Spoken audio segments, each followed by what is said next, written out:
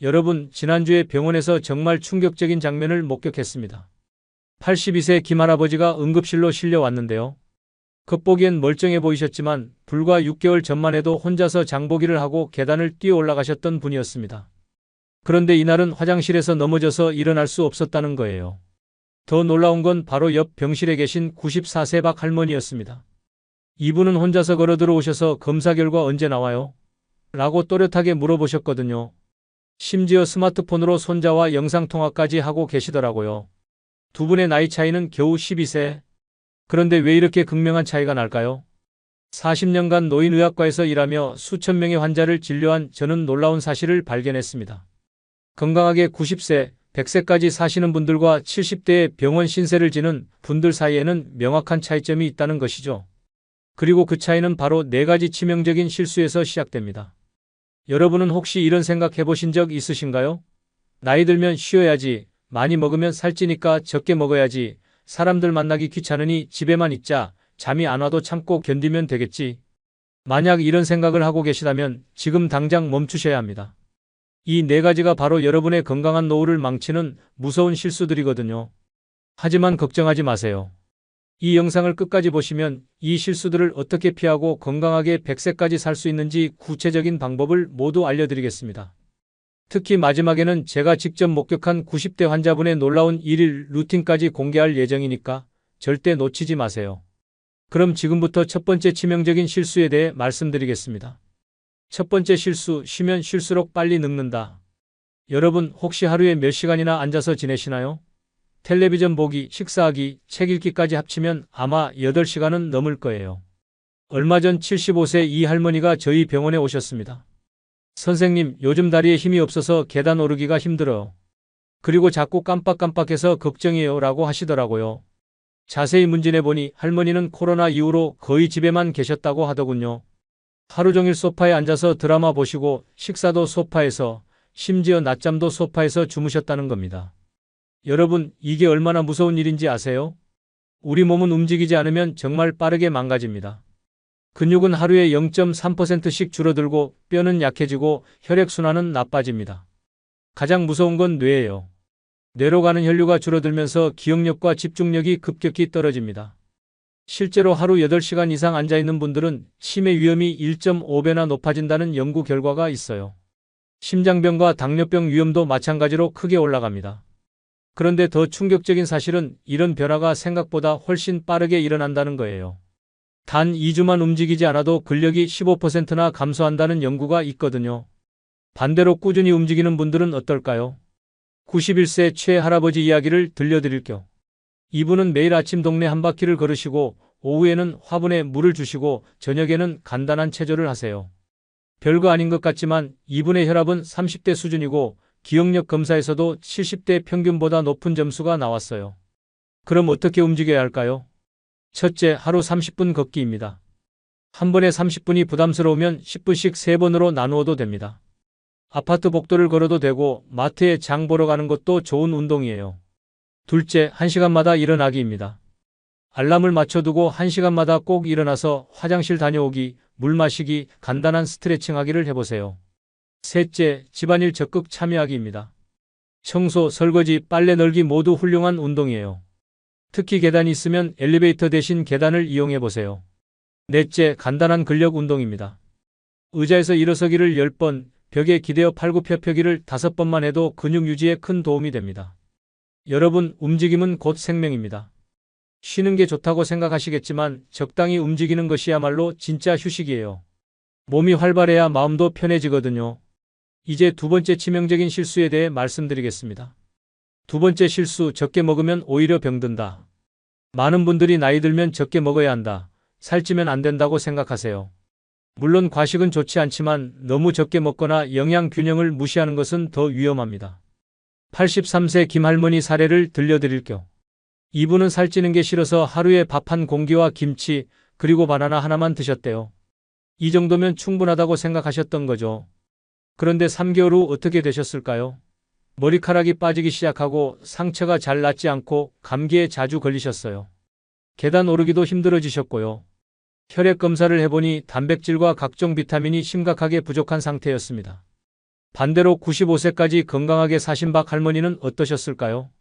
이분은 매일 아침에 달걀 하나와 우유 한 잔, 점심에는 생선이나 두부, 저녁에는 다양한 나물과 현미밥을 드셨어요.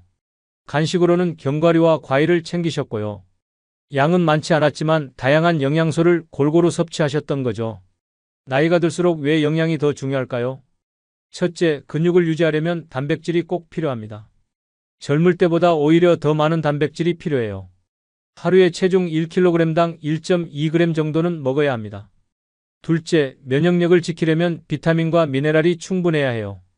특히 비타민 D, 비타민 B12, 아연, 셀레늄 등이 부족하면 감염에 쉽게 걸리고 회복도 늦어집니다. 셋째, 뇌 건강을 위해서는 오메가3 지방산과 항산화 물질이 필요합니다. 생선, 견과류, 채소, 과일에 풍부하게 들어있어요. 그럼 어떻게 먹어야 할까요? 첫째, 매 끼니마다 단백질을 챙기세요. 달걀, 두부, 생선, 닭가슴살, 콩, 우유 중에서 하나는 꼭 포함하세요. 달걀 하나나 두부 4분의 1모 정도면 충분합니다. 둘째, 다채로운 색깔의 채소와 과일을 드세요. 빨간색 토마토, 노란색 호박, 초록색 시금치, 보라색 가지처럼 색깔이 다를수록 다양한 영양소를 얻을 수 있어요. 셋째, 정제된 탄수화물보다는 통곡물을 선택하세요. 흰쌀밥 대신 현미밥이나 잡곡밥, 식빵 대신 통밀빵이 좋습니다. 넷째, 가공식품은 줄이고 자연식품을 늘리세요. 라면, 과자, 햄, 소세지보다는 자연 그대로의 재료로 만든 음식이 훨씬 좋습니다. 다섯째, 충분한 수분 섭취를 잊지 마세요. 하루에 물 6잔에서 8잔은 마셔야 해요. 커피나 녹차도 좋지만 맹물이 가장 좋습니다. 음식을 드실 때는 천천히 꼭꼭 씹어서 드세요. 한 입에 30번 이상 씹으면 소화도 잘 되고 포만감도 빨리 느껴집니다. 기억하세요. 음식은 단순히 배를 채우는 게 아니라 우리 몸을 치료하고 회복시키는 약입니다. 이제 세 번째 치명적인 실수에 대해 알아보겠습니다. 세 번째 실수, 혼자 있는 시간이 당신을 죽인다. 외로움이 담배 15개비만큼 해롭다는 말 들어보셨나요? 과장이 아닙니다. 실제 연구 결과예요. 78세 정할아버지 이야기입니다. 부인이 돌아가신 후 자녀들은 모두 외국에 살고 친구들도 하나둘 세상을 떠나면서 완전히 혼자가 되셨어요. 하루 종일 말 한마디 안 하는 날이 부지기수였답니다. 처음에는 혼자가 편하다고 하셨어요. 그런데 6개월 후 어떻게 되셨을까요? 우울증이 생기고 기억력이 급격히 떨어지고 혈압까지 올라갔어요. 더 무서운 건 삶의 의욕 자체가 사라진 거예요. 반대로 86세 윤 할머니는 남편을 여의고도 건강하게 지내고 계세요. 비결이 뭘까요? 매주 화요일에는 친구들과 등산, 목요일에는 복지관에서 요가, 토요일에는 손자들과 만남, 일요일에는 교회 봉사활동을 하세요. 바쁘게 사람들과 어울리며 지내는 거죠. 외로움이 왜 이렇게 해로울까요?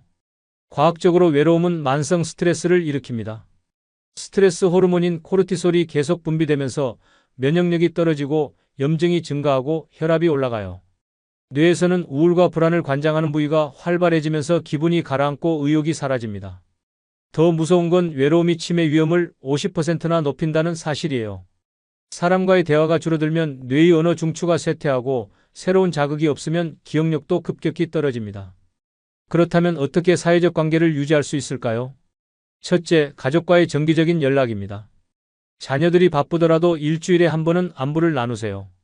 요즘은 화상통화로 손자, 손녀 얼굴도 볼 수 있잖아요. 둘째, 동네 모임에 참여해보세요. 경로당, 복지관, 도서관, 종교단체 등 어디든 좋습니다. 처음엔 어색하겠지만 꾸준히 나가다 보면 친구가 생겨요. 셋째, 봉사활동을 해보세요. 남을 돕는다는 기쁨과 함께 자연스럽게 사람들과 어울릴 수 있어요. 복지관에서 식사봉사, 학교에서 책 읽어주기 등 다양한 기회가 있습니다. 넷째, 취미활동을 통해 사람들을 만나세요. 노래교실, 댄스교실, 바둑, 서예, 원예 등 관심 있는 분야의 동호회에 가입해보세요. 다섯째, 반려동물을 키우는 것도 좋은 방법입니다. 개나 고양이를 키우면 산책할 때 다른 반려동물 주인들과 자연스럽게 대화가 시작돼요. 여기서 중요한 건 질보다 양이 아니라는 거예요. 많은 사람을 만날 필요는 없어요. 진심으로 소통할 수 있는 몇 명의 사람만 있어도 충분합니다. 대화할 때는 일방적으로 말하기보다는 상대방의 이야기를 들어주세요. 요즘 어떻게 지내세요? 무슨 재미있는 일 없어요? 같은 질문으로 대화를 시작해보세요. 기억하세요. 사람은 혼자서는 살 수 없는 존재입니다. 나이가 들수록 사회적 관계가 더 소중해져요. 이제 네 번째이자 마지막 치명적인 실수에 대해 말씀드리겠습니다. 네 번째 실수, 잠을 가볍게 본댔까? 나이 들면 잠이 안 와도 괜찮다. 잠깐 못 자도 참고 견디면 된다고 생각하시나요? 이건 정말 위험한 생각입니다. 72세 이 할아버지는 불면증으로 고생하고 계셨어요. 밤에 두세 시간밖에 못 주무시고 낮에는 졸린다고 하소연하셨죠. 원래 나이 들면 잠이 안 온다던데 뭐라고 대수롭지 않게 여기셨어요. 그런데 6개월 후 어떻게 되셨을까요? 기억력이 급격히 떨어지고 혈압이 올라가고 당뇨 수치도 나빠졌어요. 더 심각한 건 면역력이 약해져서 감기가 한 번 걸리면 한 달이 넘도록 낫지 않았다는 거예요. 왜 잠이 이렇게 중요할까요? 잠을 자는 동안 우리 뇌에서는 대청소가 일어납니다. 깨어있을 때 쌓인 노폐물들, 특히 치매의 원인이 되는 아밀로이드 베타 단백질이 씻겨나가요. 수면 시간이 6시간 미만이면 이 청소가 제대로 안 되면서 치매 위험이 2배 이상 높아집니다. 또한 잠을 못 자면 스트레스 호르몬이 과도하게 분비되면서 혈압이 올라가고 인슐린 저항성이 생겨 당뇨병 위험도 커져요. 면역세포의 활동도 떨어져서 감염에 쉽게 걸리고 회복도 늦어집니다. 그럼 어떻게 해야 숙면할 수 있을까요? 첫째, 규칙적인 수면 시간을 지키세요. 매일 같은 시간에 자고 같은 시간에 일어나는 게 중요해요. 주말에도 마찬가지예요. 둘째, 잠자리 환경을 편안하게 만드세요. 침실은 어둡고 조용하고 시원하게 유지하세요. 온도는 18도에서 20도가 적당합니다. 셋째, 잠들기 2시간 전부터는 스마트폰, 텔레비전, 컴퓨터를 보지 마세요. 블루라이트가 멜라토닌 분비를 방해해서 잠이 안 와요. 넷째, 오후 3시 이후에는 카페인을 피하세요. 커피, 녹차, 콜라, 초콜릿에도 카페인이 들어있으니 주의하세요. 다섯째, 적당한 운동을 하되 잠들기 4시간 전에는 마무리하세요. 운동 직후에는 체온이 올라가서 잠이 안 올 수 있어요. 여섯째, 잠들기 전에 따뜻한 목욕이나 조격을 해보세요. 체온이 서서히 떨어지면서 자연스럽게 잠이 와요. 일곱째, 침실에서는 잠자는 일과 부부관계만 하세요. 침실에서 텔레비전 보기, 책 읽기, 걱정하기는 금물이에요. 여덟째, 잠이 안 오면 억지로 누워있지 마세요. 20분 정도 기다렸다가도 잠이 안 오면 일어나서 조용한 활동을 하다가 졸리면 다시 누우세요. 스트레스 관리도 중요합니다. 잠들기 전에는 하루의 걱정거리를 종이에 적어보세요. 머릿속에서 떠나보내는 기분으로요. 그리고 감사한 일 3가지를 생각해보세요. 심호흡이나 명상도 도움이 됩니다. 4초 들이마시고 7초 참았다가 8초에 걸쳐 내쉬는 478 호흡법을 해보세요. 몸과 마음이 자연스럽게 편안해집니다. 낮잠을 자신다면 30분 이내로만 하세요. 오후 3시 이후의 낮잠은 밤잠을 방해할 수 있어요. 여러분, 잠은 사치가 아니라 필수입니다. 충분한 잠을 자야 다음날 활기차게 생활할 수 있고 건강도 지킬 수 있어요. 이제 실제로 이 모든 것을 실천하신 분들의 놀라운 이야기를 들려드리겠습니다. 실제 성공 사례와 오늘부터 시작하는 변화. 여러분, 지금까지 4가지 치명적인 실수에 대해 말씀드렸는데요. 그래도 이미 나이가 많은데 지금 시작해서 효과가 있을까? 라고 생각하실 수도 있어요. 걱정하지 마세요. 실제 사례들을 들려드릴게요. 먼저 84세 조 할머니 이야기입니다. 이분은 3년 전까지만 해도 고혈압, 당뇨, 무릎 관절염으로 고생하셨어요. 하루 종일 집에만 계시고 약만 드시고 우울해하시며 지내셨죠. 그런데 따님이 어떻게 권유했냐면 엄마, 동네 복지관에서 운동 프로그램 하는데 같이 가볼까요? 라고 하셨대요. 처음에는 나 같은 늙은이가 무슨 운동이냐며 거부하셨지만 딸의 끈질긴 설득으로 나가게 되셨어요. 첫 주에는 의자에 앉아서 팔다리만 흔들었는데도 숨이 찼답니다. 그런데 포기하지 않고 꾸준히 나가셨어요. 한 달 후에는 천천히 걷기 시작하셨고 2달 후에는 계단 오르내리기를 하셨죠. 그러면서 자연스럽게 다른 어르신들과 친해지셨어요. 운동 후에 함께 차도 마시고 서로 안부도 묻고 생활 정보도 나누게 되셨죠. 식사도 바뀌었어요. 예전에는 라면이나 김치찌개 같은 간단한 음식만 드셨는데 새로 만난 친구분이 혈당 관리에는 단백질이 중요하다고 알려주셔서 몇 끼마다 달걀이나 두부를 챙겨 드시기 시작했어요. 그 결과가 어떻게 됐을까요? 1년 후 검사에서 혈당과 혈압이 모두 정상 범위로 들어왔어요. 무릎 통증도 많이 줄어서 지금은 복지관까지 걸어서 다니세요. 무엇보다 표정이 밝아지셨어요. 일찍이 이렇게 살 걸 그랬다고 후회하시지만 80 넘어서도 변화가 가능하다는 걸 보여주신 거죠. 또 다른 사례, 76세 박 할아버지입니다. 은퇴 후 집에만 계시다가 체중이 10kg이나 늘고 당뇨 진단을 받으셨어요. 부인분이 돌아가신 후에는 더욱 우울해하시며 지내셨죠. 그런데 어느 날 우연히 동네 도서관에서 시니어 디지털 교실이라는 프로그램을 보게 되셨어요. 나이 들어서 컴퓨터를 배워서 뭐 하나 싶으셨지만 너무 심심해서 등록하셨다고 해요. 처음에는 마우스 잡는 것도 어려워하셨는데 선생님이 친절하게 알려주시고 다른 수강생들과도 서로 도우며 배우다 보니 재미를 느끼게 되셨어요. 컴퓨터를 배우면서 자연스럽게 앉는 시간이 줄었어요. 도서관에 오고 가면서 걷게 되고 수업 시간에도 집중하다 보니 뇌를 많이 사용하게 되셨죠. 그리고 무엇보다 새로운 목표가 생겼어요. 손자와 이메일을 주고받고 싶다. 사진을 정리해서 앨범을 만들고 싶다 같은 구체적인 목표 말이에요. 수업을 듣는 동안 함께 점심을 먹게 되면서 식사도 규칙적으로 하게 되셨어요. 다른 분들과 이야기하면서 자연스럽게 건강 정보도 나누게 되셨고요. 지금은 어떻게 되셨을까요? 체중이 7kg 줄었고 혈당 수치도 많이 개선되셨어요. 무엇보다 배우는 재미를 알게 되셔서 지금은 스마트폰 사용법까지 배우고 계세요. 이 두 분의 공통점이 뭘까요? 첫째, 작은 것부터 시작하셨어요. 거창한 목표를 세우지 않고 할 수 있는 작은 것부터 차근차근 시작하셨죠. 둘째, 꾸준함을 유지하셨어요. 효과가 바로 나타나지 않아도 포기하지 않고 꾸준히 지속하셨어요. 셋째, 사람들과 함께 하셨어요. 혼자 하면 포기하기 쉬운데 함께 할 동반자가 있으니까 지속할 수 있었어요. 넷째, 긍정적인 마음가짐을 유지하셨어요. 이 나이에 무슨 일하는 생각 대신 도전해보자는 마음으로 시작하셨어요. 그럼 여러분도 오늘부터 어떻게 시작할 수 있을까요? 일주일 계획표를 제안 드릴게요. 월요일부터 일요일까지 하루에 하나씩만 실천해보세요. 월요일은 움직임의 날입니다. 아침에 일어나서 집 앞을 10분만 걸어보세요. 멀리 갈 필요 없어요. 아파트 단지 안이나 동네 한 바퀴면 충분합니다. 화요일은 영양의 날입니다. 아침에 달걀 하나를 더 먹어보세요. 삶은 달걀, 계란말이, 달걀찜 어떤 방식이든 상관없어요. 수요일은 관계의 날입니다. 오랫동안 연락하지 않았던 친구나 가족에게 안부 전화를 해보세요. 잘 지내시죠? 보고 싶어서 전화했어요 라고 간단히 말씀하세요. 목요일은 수면의 날입니다. 평소보다 30분 일찍 잠자리에 들어보세요. 그리고 잠들기 전에 스마트폰 대신 가벼운 스트레칭을 해보세요. 금요일은 학습의 날입니다. 새로운 것을 하나 배워보세요. 스마트폰 기능 하나, 요리법 하나, 운동법 하나 뭐든 좋아요. 토요일은 사회활동의 날입니다. 동네 복지관이나 도서관에 가서 어떤 프로그램들이 있는지 알아보세요. 당장 등록하지 않아도 정보만 알아두셔도 돼요. 일요일은 점검의 날입니다. 이번 주에 실천한 것들을 되돌아보고 다음 주 계획을 세워보세요. 처음에는 하나씩만 하세요. 일주일 후에는 2가지, 2주일 후에는 3가지 이런 식으로 점진적으로 늘려가세요. 중요한 건 완벽하게 하려고 하지 마세요.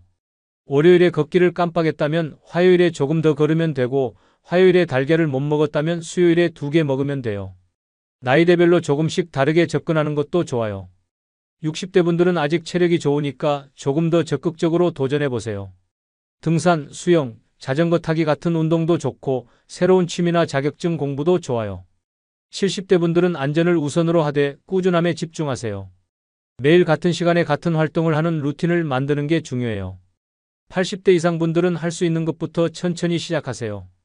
의자에 앉아서 하는 운동, 가벼운 산책, 가족과의 규칙적인 통화 이런 것들이 더 중요해요. 무엇보다 혼자 하려고 하지 마세요. 가족, 친구, 이웃과 함께 하면 더 재미있고 오래 지속할 수 있어요. 우리 같이 걸어볼까요? 같이 요리 배워볼까요? 이렇게 제안해 보세요. 마지막으로 기억해 주세요. 변화는 하루아침에 일어나지 않아요. 하지만 작은 변화가 쌓이면 분명히 큰 변화를 만들어낼 수 있어요. 지금까지 이야기한 4가지 실수를 피하고 오늘 제안드린 실천법들을 꾸준히 하시면 여러분도 건강한 90세, 100세까지 충분히 살 수 있습니다. 당신의 인생이 바뀌는 시작점. 사랑하는 시청자 여러분, 오늘 정말 긴 시간 동안 함께 해주셔서 감사합니다. 지금까지 우리가 무심코 하고 있는 4가지 치명적인 실수에 대해 말씀드렸는데요. 다시 한번 정리해 드릴게요. 첫째, 너무 많이 앉아있는 것. 움직임이 곧 생명이라는 걸 잊지 마세요. 둘째, 영양 균형을 무시하고 적게만 먹으려는 것. 나이가 들수록 오히려 다양한 영양소가 더 필요해요. 셋째, 사람들과의 관계를 소홀히 하는 것. 외로움은 정말 무서운 독입니다. 넷째, 잠을 가볍게 여기는 것. 충분한 수면이야말로 최고의 보약이에요. 이 4가지만 제대로 지켜도 여러분의 삶이 완전히 달라질 겁니다. 오늘부터 실천해 보세요. 거창한 계획은 필요 없어요. 아주 작은 것부터 시작하면 됩니다. 아침에 일어나서 10분만 걸어보세요. 점심에 달걀 하나 더 먹어보세요. 오랫동안 안부를 묻지 않았던 사람에게 전화 한 통 해보세요. 평소보다 30분 일찍 잠자리에 들어보세요. 이런 작은 변화들이 모여서 여러분을 건강한 100세인으로 만들어줄 거예요. 그리고 다음 주에는 더욱 놀라운 내용으로 찾아뵐 예정입니다. 100세까지 사는 사람들의 숨겨진 비밀이라는 주제로 실제 100세인들의 생활 패턴과 그들만의 특별한 습관들을 공개할 예정이에요. 특히 100세인들이 매일 실천하는 10분 루틴과 장수 음식의 황금 비율에 대해 자세히 다룰 거예요. 절대 놓치지 마세요. 영상이 도움이 되셨다면 좋아요 버튼을 눌러주시고 구독과 알림 설정도 잊지 마세요. 여러분의 작은 클릭이 더 많은 분들에게 건강한 정보를 전달하는 데 큰 힘이 됩니다. 댓글로는 오늘부터 실천해 보실 것 하나씩 남겨주세요. 서로 응원하고 격려하며 함께 건강한 노후를 준비해 봅시다. 여러분 모두 오늘 밤 푹 주무시고 내일 아침 활기차게 새로운 시작을 하시길 바랍니다. 건강하고 행복한 100세 인생을 위해 오늘이 바로 그 시작점입니다. 감사합니다. 안녕하세요. 노인의학과 전문의 박건강입니다. 40년간 이 분야에서 일하면서 가장 안타까웠던 순간들이 있었습니다. 건강해지려고 운동하시던 분들이 응급실로 실려오는 순간들이었어요. 바로 어제도 그런 일이 있었습니다. 74세 이모님 한 분이 응급실에 오셨어요. 20년간 매일 아침 공원에서 조깅을 하시던 분이었습니다. 그런데 어제 아침 평소와 다름없이 뛰시던 중에 갑자기 가슴을 움켜쥐고 쓰러지셨어요. 다행히 빠른 응급처치로 생명은 구했지만 심장에 큰 손상이 왔습니다. 가족분들은 그렇게 꾸준히 운동하셨는데 왜 이런 일이 생겼을까요? 라며 눈물을 흘리셨어요. 이분처럼 건강에 좋다고 알려진 운동 때문에 위험에 빠지시는 어르신들이 정말 많습니다. 혹시 여러분도 이런 생각하고 계시지 않나요? 운동은 무조건 몸에 좋은 거 아닌가? 많이 할수록 더 건강해지는 거 아닌가? 나는 젊을 때부터 운동해 왔으니까 괜찮을 거야. 하지만 이런 생각이 정말 위험합니다. 제가 40년간 수많은 환자분들을 진료하면서 확실히 깨달은 것이 있어요. 70살 이후에는 운동의 룰이 완전히 달라진다는 겁니다. 젊을 때 몸에 좋았던 운동이 이제는 독이 될 수 있어요. 오늘 이 시간에는 제가 직접 경험한 충격적인 사례들과 함께 70살 이후 절대 하면 안 되는 6가지 운동에 대해 말씀드리겠습니다. 그리고 어떤 운동을 어떻게 해야 안전한지, 위험한 순간에는 어떻게 대처해야 하는지도 자세히 알려드릴게요. 이 영상을 끝까지 보시면 건강해지려던 운동이 어떻게 생명을 위협할 수 있는지 알게 되실 거예요. 그리고 더 중요한 것은 안전하면서도 효과적인 운동법을 배우셔서 정말 건강한 노년을 보내실 수 있을 겁니다. 혹시 주변에 아직도 위험한 운동을 하고 계시는 분들이 있으시다면 이 영상을 꼭 공유해 주세요. 여러분의 작은 관심이 누군가의 생명을 구할 수 있습니다. 자, 그럼 지금부터 시작하겠습니다. 첫 번째로 70살 이후 우리 몸에 어떤 변화가 일어나는지부터 말씀드릴게요. 70 이후 몸의 변화 무시하면 죽습니다. 여러분 솔직히 말씀드릴게요. 많은 분들이 나이 들면서 생기는 몸의 변화를 과소평가하십니다. 조금 힘들어진 것 같긴 한데 뭐 이 정도는 괜찮겠지 하고 넘어가시죠. 하지만 의학적으로 보면 70살 이후의 몸은 정말 많은 것이 달라져요. 제가 환자분들께 설명할 때 자주 사용하는 비유가 있어요. 30년 된 자동차를 생각해 보세요. 겉보기에는 멀쩡해 보이지만 엔진의 힘은 떨어지고 브레이크는 덜 듣고 타이어는 마모되어 있을 거예요. 우리 몸도 마찬가지입니다. 먼저 심장부터 살펴볼까요? 70살이 되면 심장의 펌프 기능이 젊었을 때의 60% 정도로 떨어져요. 쉽게 말해서 30대에는 1분에 5리터의 피를 펌프질하던 심장이 이제는 3리터 정도밖에 못한다는 뜻이에요. 더 중요한 건 최대 심박수예요. 젊었을 때는 분당 190회까지도 뛸 수 있었는데 70살 이후에는 150회만 넘어도 위험해져요. 그런데 많은 분들이 이걸 모르고 젊었을 때처럼 격렬하게 운동하시거든요. 혈관은 어떨까요? 나이가 들면 혈관벽이 딱딱해지고 탄력성이 절반 이하로 떨어져요. 그리고 혈관 안쪽에는 기름때 같은 것들이 쌓여서 혈관이 30에서 40% 정도 좁아집니다. 젊었을 때는 고속도로 같았던 혈관이 이제는 좁은 골목길이 된 거죠. 관절 연골도 마찬가지예요. 70살이 되면 무릎 연골 두께가 젊었을 때의 30% 정도로 줄어들어요. 원래 5mm 정도 되던 연골이 이제는 1.5mm밖에 안 돼요. 종이 한 장보다도 얇아진 거죠. 뼈는 더욱 심각해요. 골밀도가 30% 이상 약해져서 조금만 넘어져도 뼈가 부러질 위험이 커져요. 특히 여성분들은 폐경 이후 호르몬 변화 때문에 골밀도 감소가 더 빨라집니다. 근육량도 계속 줄어들어요. 40살 이후부터 매년 1%씩 줄어들다가 70살 이후에는 매년 2에서 3%씩 급격히 줄어들어요. 30년 동안 근육의 절반 이상을 잃은 상태인 거죠. 가장 무서운 건 반사신경과 균형 감각이에요. 위험한 상황에 반응하는 시간이 젊었을 때의 2배 이상 걸리고 균형을 잡는 능력은 60% 이하로 떨어져요. 제가 진료했던 76세 할아버지 한 분 이야기를 들려드릴게요. 젊었을 때 마라톤 선수셨던 분이에요. 은퇴하신 후에도 매일 10km씩 뛰시면서 나는 운동 전문가니까 괜찮다고 하셨어요. 그런데 어느 날 평소처럼 뛰시던 중에 무릎에서 뚝 하는 소리가 났어요. 무릎 연골이 완전히 찢어진 거였죠. 지금은 지팡이 없이는 걸을 수도 없게 되셨어요. 1.5mm로 얇아진 연골에 매일 체중의 3에서 4배에 해당하는 충격을 가했으니 당연한 결과였어요. 이처럼 70살 이후에는 몸이 근본적으로 달라져요. 이건 선택의 문제가 아니라 생물학적 필연입니다. 그런데 많은 분들이 이 변화를 받아들이지 못하고 젊었을 때와 같은 방식으로 운동하시거든요. 마치 고장난 자동차로 고속도로를 달리는 것과 같아요. 그래서 70살 이후에는 운동의 종류와 강도를 완전히 다르게 접근해야 해요. 하지만 대부분의 헬스장 트레이너들은 이런 의학적 지식이 없어요.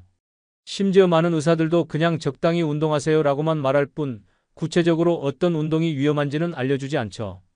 오늘 제가 말씀드릴 6가지 위험한 운동은 모두 젊은 사람들에게는 좋은 운동들이에요. 하지만 70살 이후에는 이야기가 완전히 달라져요. 이런 몸의 변화를 모르고 하는 운동이 얼마나 위험한지 지금부터 하나씩 자세히 말씀드리겠습니다. 위험한 운동 첫 번째와 두 번째, 뛰고 오르는 것들. 첫 번째 위험한 운동은 조깅과 달리기입니다. 아마 많은 분들이 의외라고 생각하실 거예요. 조깅이 뭐가 위험해? 가장 기본적이고 안전한 운동 아닌가? 하고 말이죠. 하지만 이것이야말로 가장 치명적인 착각이에요. 의학적으로 설명하면 이래요. 70살 이후에는 심장의 최대 산소 공급 능력이 30대의 절반 이하로 떨어져요. 그런데 조깅을 하면 심장이 젊었을 때와 같은 강도로 뛰어야 하거든요. 이때 심장은 극도의 스트레스를 받게 되고 이미 좁아진 관상동맥에 혈전이 생기면서 심근경색이 발생하는 거예요. 더 무서운 건 조깅 중에는 엔돌핀이 분비되어서 통증을 느끼지 못한다는 점이에요. 심장이 이미 위험 신호를 보내고 있는데도 본인은 모르고 계속 뛰게 되는 거죠. 제가 조사한 바로는 70살 이상 어르신들의 운동 중 급사 사례의 68%가 조깅과 달리기 중에 발생했어요. 정말 놀라운 수치죠. 그럼 조깅 대신 무엇을 해야 할까요? 답은 실내 걷기예요. 분당 80에서 100보의 속도로 하루 30분만 걸어도 조깅의 심혈관 효과를 안전하게 얻을 수 있어요. 실내에서 하기 때문에 넘어질 위험도 없고 날씨에 상관없이 할 수 있죠. 무엇보다 심장에 무리를 주지 않으면서도 혈액순환을 개선하고 체력을 향상시킬 수 있어요. 나중에 구체적인 실내 걷기 방법을 자세히 알려드릴게요. 두 번째 위험한 운동은 등산과 계단 오르기예요. 이것도 많은 분들이 의외라고 생각하실 거예요. 등산이 얼마나 좋은 운동인데? 하고 말이죠. 하지만 의학적으로 보면 정말 위험해요. 앞서 말씀드렸듯이 70살 이후에는 무릎 연골이 젊었을 때의 30% 이하로 줄어들어요. 이런 상태에서 산을 오르내리면 연골이 빠르게 마모되죠. 특히 내려올 때가 더 위험해요. 하산할 때는 체중의 7에서 8배에 해당하는 하중이 무릎에 실리거든요. 얇아진 연골로는 이런 충격을 견딜 수 없어요. 더 위험한 건 고도가 높아질수록 산소가 부족해진다는 점이에요. 70살 이후에는 폐활량이 현저히 떨어진 상태인데 산소 부족으로 인해 심장에 극도의 부담이 가해져요. 제가 응급실에서 직접 경험한 바로는 등산 중 사고로 실려오는 70살 이상 환자의 80%가 무릎이나 발목 골절이었고 20%가 심혈관계 응급 상황이었어요. 계단 이용도 마찬가지로 위험해요. 많은 어르신들이 계단 오르기가 다리 근력에 좋다며 일부러 계단을 이용하시는데 계단에서 넘어지면 여러 층을 굴러떨어질 수 있고 골절 위험이 평지보다 10배 이상 높아요. 그럼 등산과 계단 오르기의 완벽한 대안은 뭘까요? 바로 의자 운동이에요. 의자에 앉은 상태에서 다리를 들어 올리고 내리는 동작만으로도 등산과 같은 하체 근력 강화 효과를 얻을 수 있어요. 절대 넘어질 위험이 없고 무릎에 무리를 주지 않으면서도 안전하게 근력을 기를 수 있죠. 또한 실내에서 할 수 있어서 날씨나 시간에 구애받지 않아요. 제가 진료했던 72세 할머니 한 분은 등산을 포기하고 의자 운동을 시작하신 후 오히려 다리에 힘이 더 생겼다고 하셨어요. 안전하면서도 효과적인 거죠. 이처럼 뛰고 오르는 운동들은 70살 이후에는 정말 위험해요. 하지만 아직 끝이 아닙니다. 더 위험한 운동들이 남아 있어요. 위험한 운동 세 번째와 네 번째, 격렬하고 무거운 것들. 세 번째 위험한 운동은 격렬한 에어로빅과 댄스예요. 혹시 에어로빅은 여성들이 하는 가벼운 운동 아닌가요? 하고 생각하시는 분들이 계실 텐데 절대 그렇지 않아요. 특히 요즘 유행하는 실버 에어로빅은 노인들에게 시한폭탄과 같아요. 에어로빅의 치명적인 위험은 이거예요. 빠른 음악에 맞춰 몸을 움직이면 심박수가 급격히 상승해요. 젊은 사람은 분당 180회까지도 견딜 수 있지만 70살 이후에는 150회만 넘어도 위험하거든요. 더 무서운 건 점프나 회전 동작이에요. 이런 동작들은 혈압을 순간적으로 200mmHg 이상으로 올릴 수 있어서 뇌출혈이나 뇌경색을 유발할 수 있어요. 제가 경험한 사례 중에 73세 할머니가 계세요. 실버 에어로빅을 하시던 중에 갑자기 쓰러지셨어요. 뇌출혈이었죠. 빠른 음악에 맞춰 팔을 휘두르고 뛰는 동작을 하시던 중에 혈압이 급상승해서 일어난 일이었어요. 에어로빅의 안전한 대안은 침대 스트레칭이에요. 누워서 하는 스트레칭이 서서 하는 것보다 훨씬 안전하고 효과적이거든요. 침대에서 팔다리를 천천히 움직이는 것만으로도 에어로빅과 같은 유연성 향상과 혈액순환 효과를 얻을 수 있어요. 무엇보다 절대 넘어질 위험이 없고 혈압이 급상승할 염려도 없어요. 네 번째 위험한 운동은 무거운 웨이트 트레이닝이에요. 근력 운동이 나쁘다는 게 아니라 무거운 중량을 드는 게 문제예요. 70살 이후에는 근육이 탄력을 잃고 쉽게 파열돼요. 또한 무거운 중량을 들 때 복압이 상승하면서 혈압이 일시적으로 300mmHg까지 올라갈 수 있어서 뇌출혈, 심근경색, 대동맥 파열 등이 발생할 수 있어요. 제가 진료했던 71세 할아버지는 헬스장에서 무거운 바벨을 들다가 어깨 근육이 완전히 찢어지셨어요. 젊었을 때는 그 정도 무게를 가볍게 드셨다고 하시는데 나이 든 근육으로는 감당할 수 없었던 거죠. 웨이트 트레이닝을 완전히 포기할 필요는 없어요. 대신 의자 운동으로 안전하게 근력을 기를 수 있어요. 의자에 앉아서 하는 팔 올리기, 다리 펴기 동작만으로도 충분한 근력 강화 효과를 얻을 수 있거든요. 무거운 기구 없이도 자신의 체중을 이용해서 안전하게 근육을 단련할 수 있어요. 오히려 이런 방식이 70살 이후에는 더 효과적이고 안전해요. 여기서 중요한 포인트가 하나 있어요. 많은 분들이 놓치기 쉬운 위험 신호들이 있거든요. 운동 중에 가슴이 조금 답답하다, 숨이 좀 차는 것 같다, 어지럽긴 한데 참을 만하다, 이런 신호들을 그냥 넘어가시면 안 돼요. 이런 신호들은 우리 몸이 위험하다고 알려주는 경고등이에요. 젊었을 때는 이 정도 증상이 있어도 좀 더 참고 운동할 수 있었지만 70살 이후에는 이런 신호가 나타나면 즉시 운동을 멈춰야 해요. 특히 격렬하고 무거운 운동들은 이런 위험 신호를 놓치기 쉬워요. 음악에 몰입해서 하거나 중량에 집중해서 하다 보면 몸의 신호를 무시하게 되거든요. 그래서 안전한 운동 방법을 아는 것이 정말 중요해요. 나중에 구체적인 의자 운동 방법과 침대 스트레칭 방법을 자세히 알려드릴 테니까 끝까지 들어보세요. 하지만 아직 더 위험한 운동들이 남아 있어요. 빠르고 차가운 것들 말이에요. 위험한 운동 5번째와 6번째, 빠르고 차가운 것들. 5번째 위험한 운동은 테니스와 배드민턴 같은 라켓 스포츠예요. 이런 운동들의 위험성은 갑작스러운 방향 전환과 점프 동작에 있어요. 70살 이후에는 반사신경이 둔해지고 관절의 유연성이 떨어져서 부상 위험이 극도로 높아져요. 특히 아킬레스건, 무릎인대, 어깨 회전근개 파열이 자주 발생해요. 제가 기억하는 환자분 중에 70세 할아버지가 계세요. 젊었을 때 테니스 동호회 회장까지 하셨던 분이에요.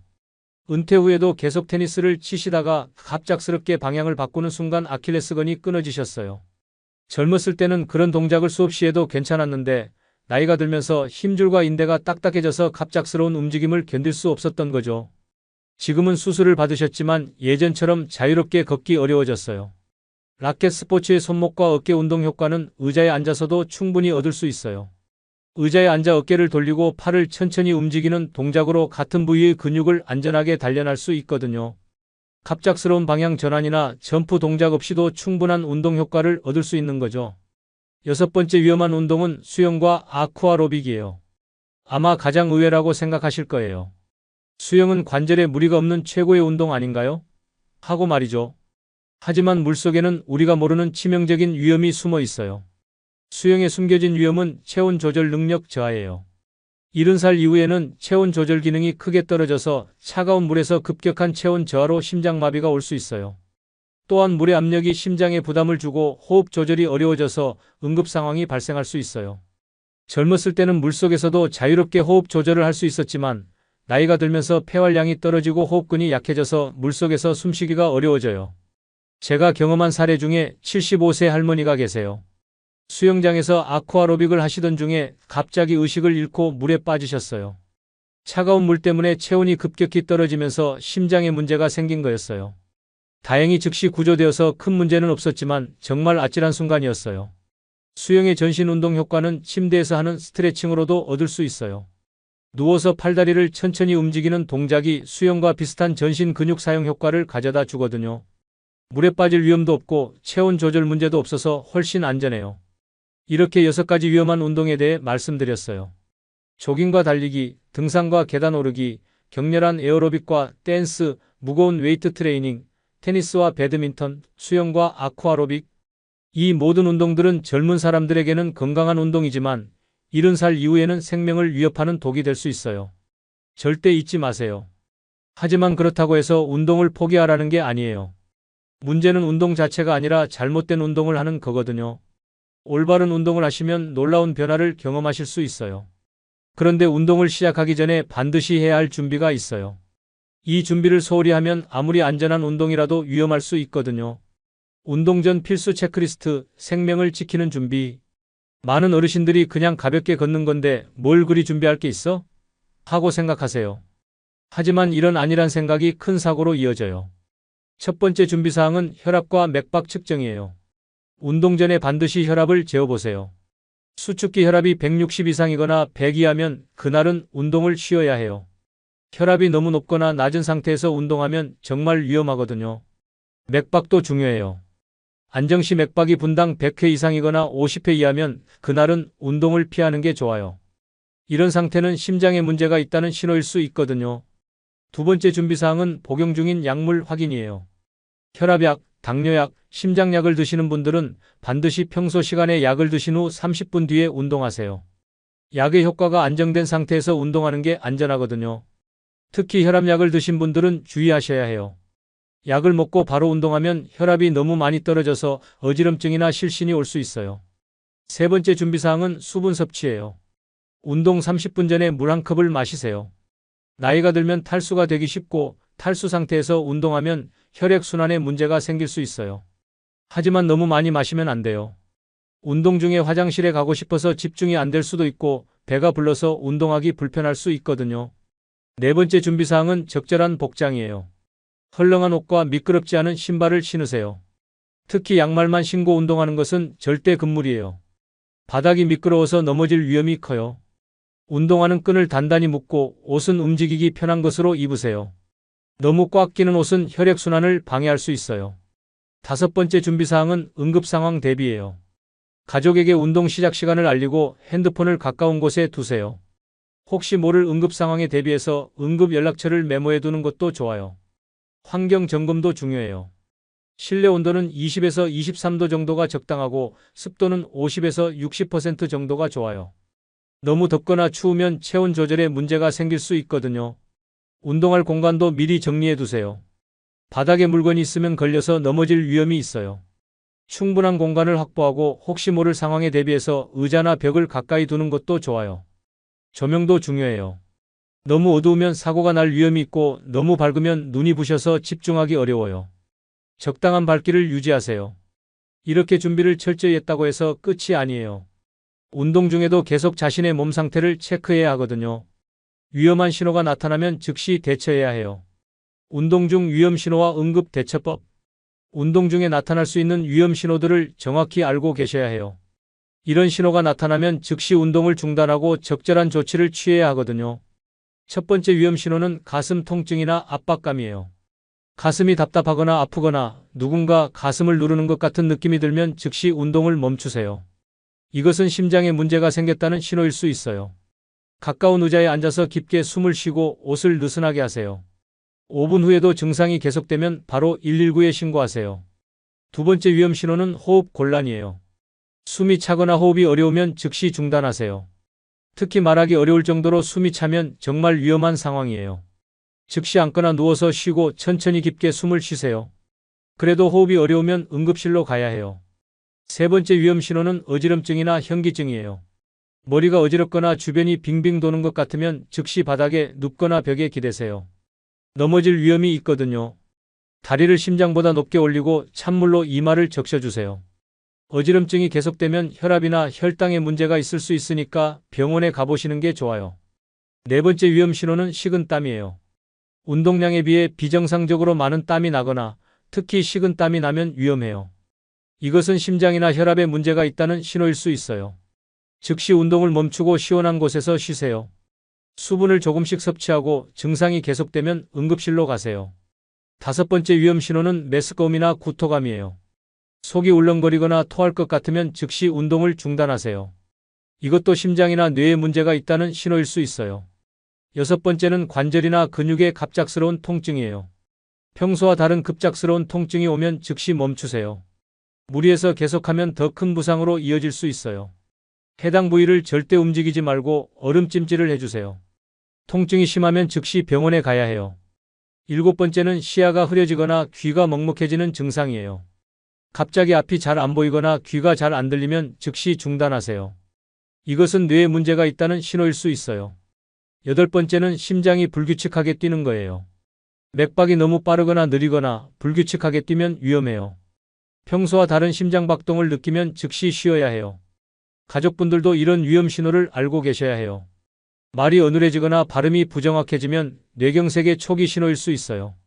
한쪽 팔다리에 힘이 없거나 저리면 뇌졸중의 전조 증상이에요. 평소보다 심하게 숨을 헐떡이거나 얼굴색이 창백하거나 입술이 파래지면 심장이나 산소 공급에 문제가 있다는 신호예요. 갑작스러운 심한 두통은 뇌출혈의 가능성이 있어요. 운동 후 30분이 지나도 맥박이 빨리 뛰면 심장 기능에 이상이 있을 수 있어요. 이런 신호들을 놓치지 마시고 즉시 적절한 조치를 취하셔야 해요. 지금까지 위험한 신호와 대처법에 대해 말씀드렸는데 이제 정말 중요한 부분이에요. 안전하면서도 효과적인 운동법을 알려드릴게요. 안전한 운동 실천법, 평생 건강이 비밀. 지금까지 위험한 운동들에 대해 말씀드렸으니 이제 안전하면서도 효과적인 운동법을 알려드릴게요. 제가 40년간 수많은 환자분들을 진료하면서 확인한 가장 안전하고 효과적인 세 가지 운동이에요. 첫 번째는 올바른 실내 걷기예요. 많은 분들이 걷기는 쉽다고 생각하시지만 70살 이후 걷기에는 반드시 지켜야 할 원칙들이 있어요. 올바른 실내 걷기 7단계 가이드를 알려드릴게요. 1단계는 준비운동 3분이에요. 절대 바로 걷기 시작하면 안 돼요. 의자에 앉아서 발목을 천천히 돌리고 어깨를 가볍게 돌려주세요. 이렇게 몸을 먼저 깨워줘야 해요. 2단계는 올바른 자세 확인이에요. 가슴을 펴고 턱은 살짝 당기세요. 팔은 자연스럽게 흔들되 너무 크게 휘두르지 마세요. 등을 곧게 펴고 시선은 전방을 향하세요. 3단계는 속도 조절이에요. 이게 가장 중요한 부분이에요.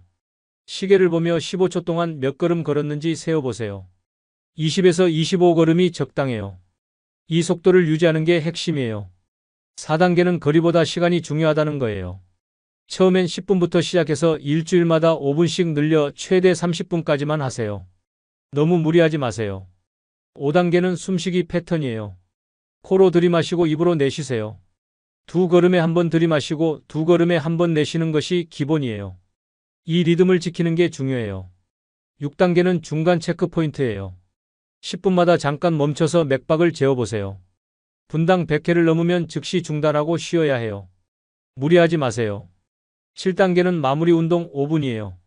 갑자기 멈추면 절대 안 돼요. 점점 속도를 줄여서 제자리 걸음으로 이어가고 마지막에는 의자에 앉아 심호흡을 5번 해주세요. 두 번째 안전한 운동은 의자 운동이에요. 의자에 앉아서 하는 운동이라고 해서 우습게 보시면 안 돼요. 이것이야말로 70살 이후 최고의 근력 운동이거든요. 기본 의자 운동 5가지를 알려드릴게요. 첫 번째는 팔 올리기예요.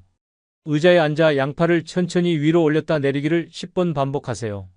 숨을 들이마시면서 올리고 내쉬면서 내리세요. 두 번째는 다리 펴기예요. 앉은 상태에서 한쪽 다리를 천천히 앞으로 펴고 5초간 유지한 후 내리세요.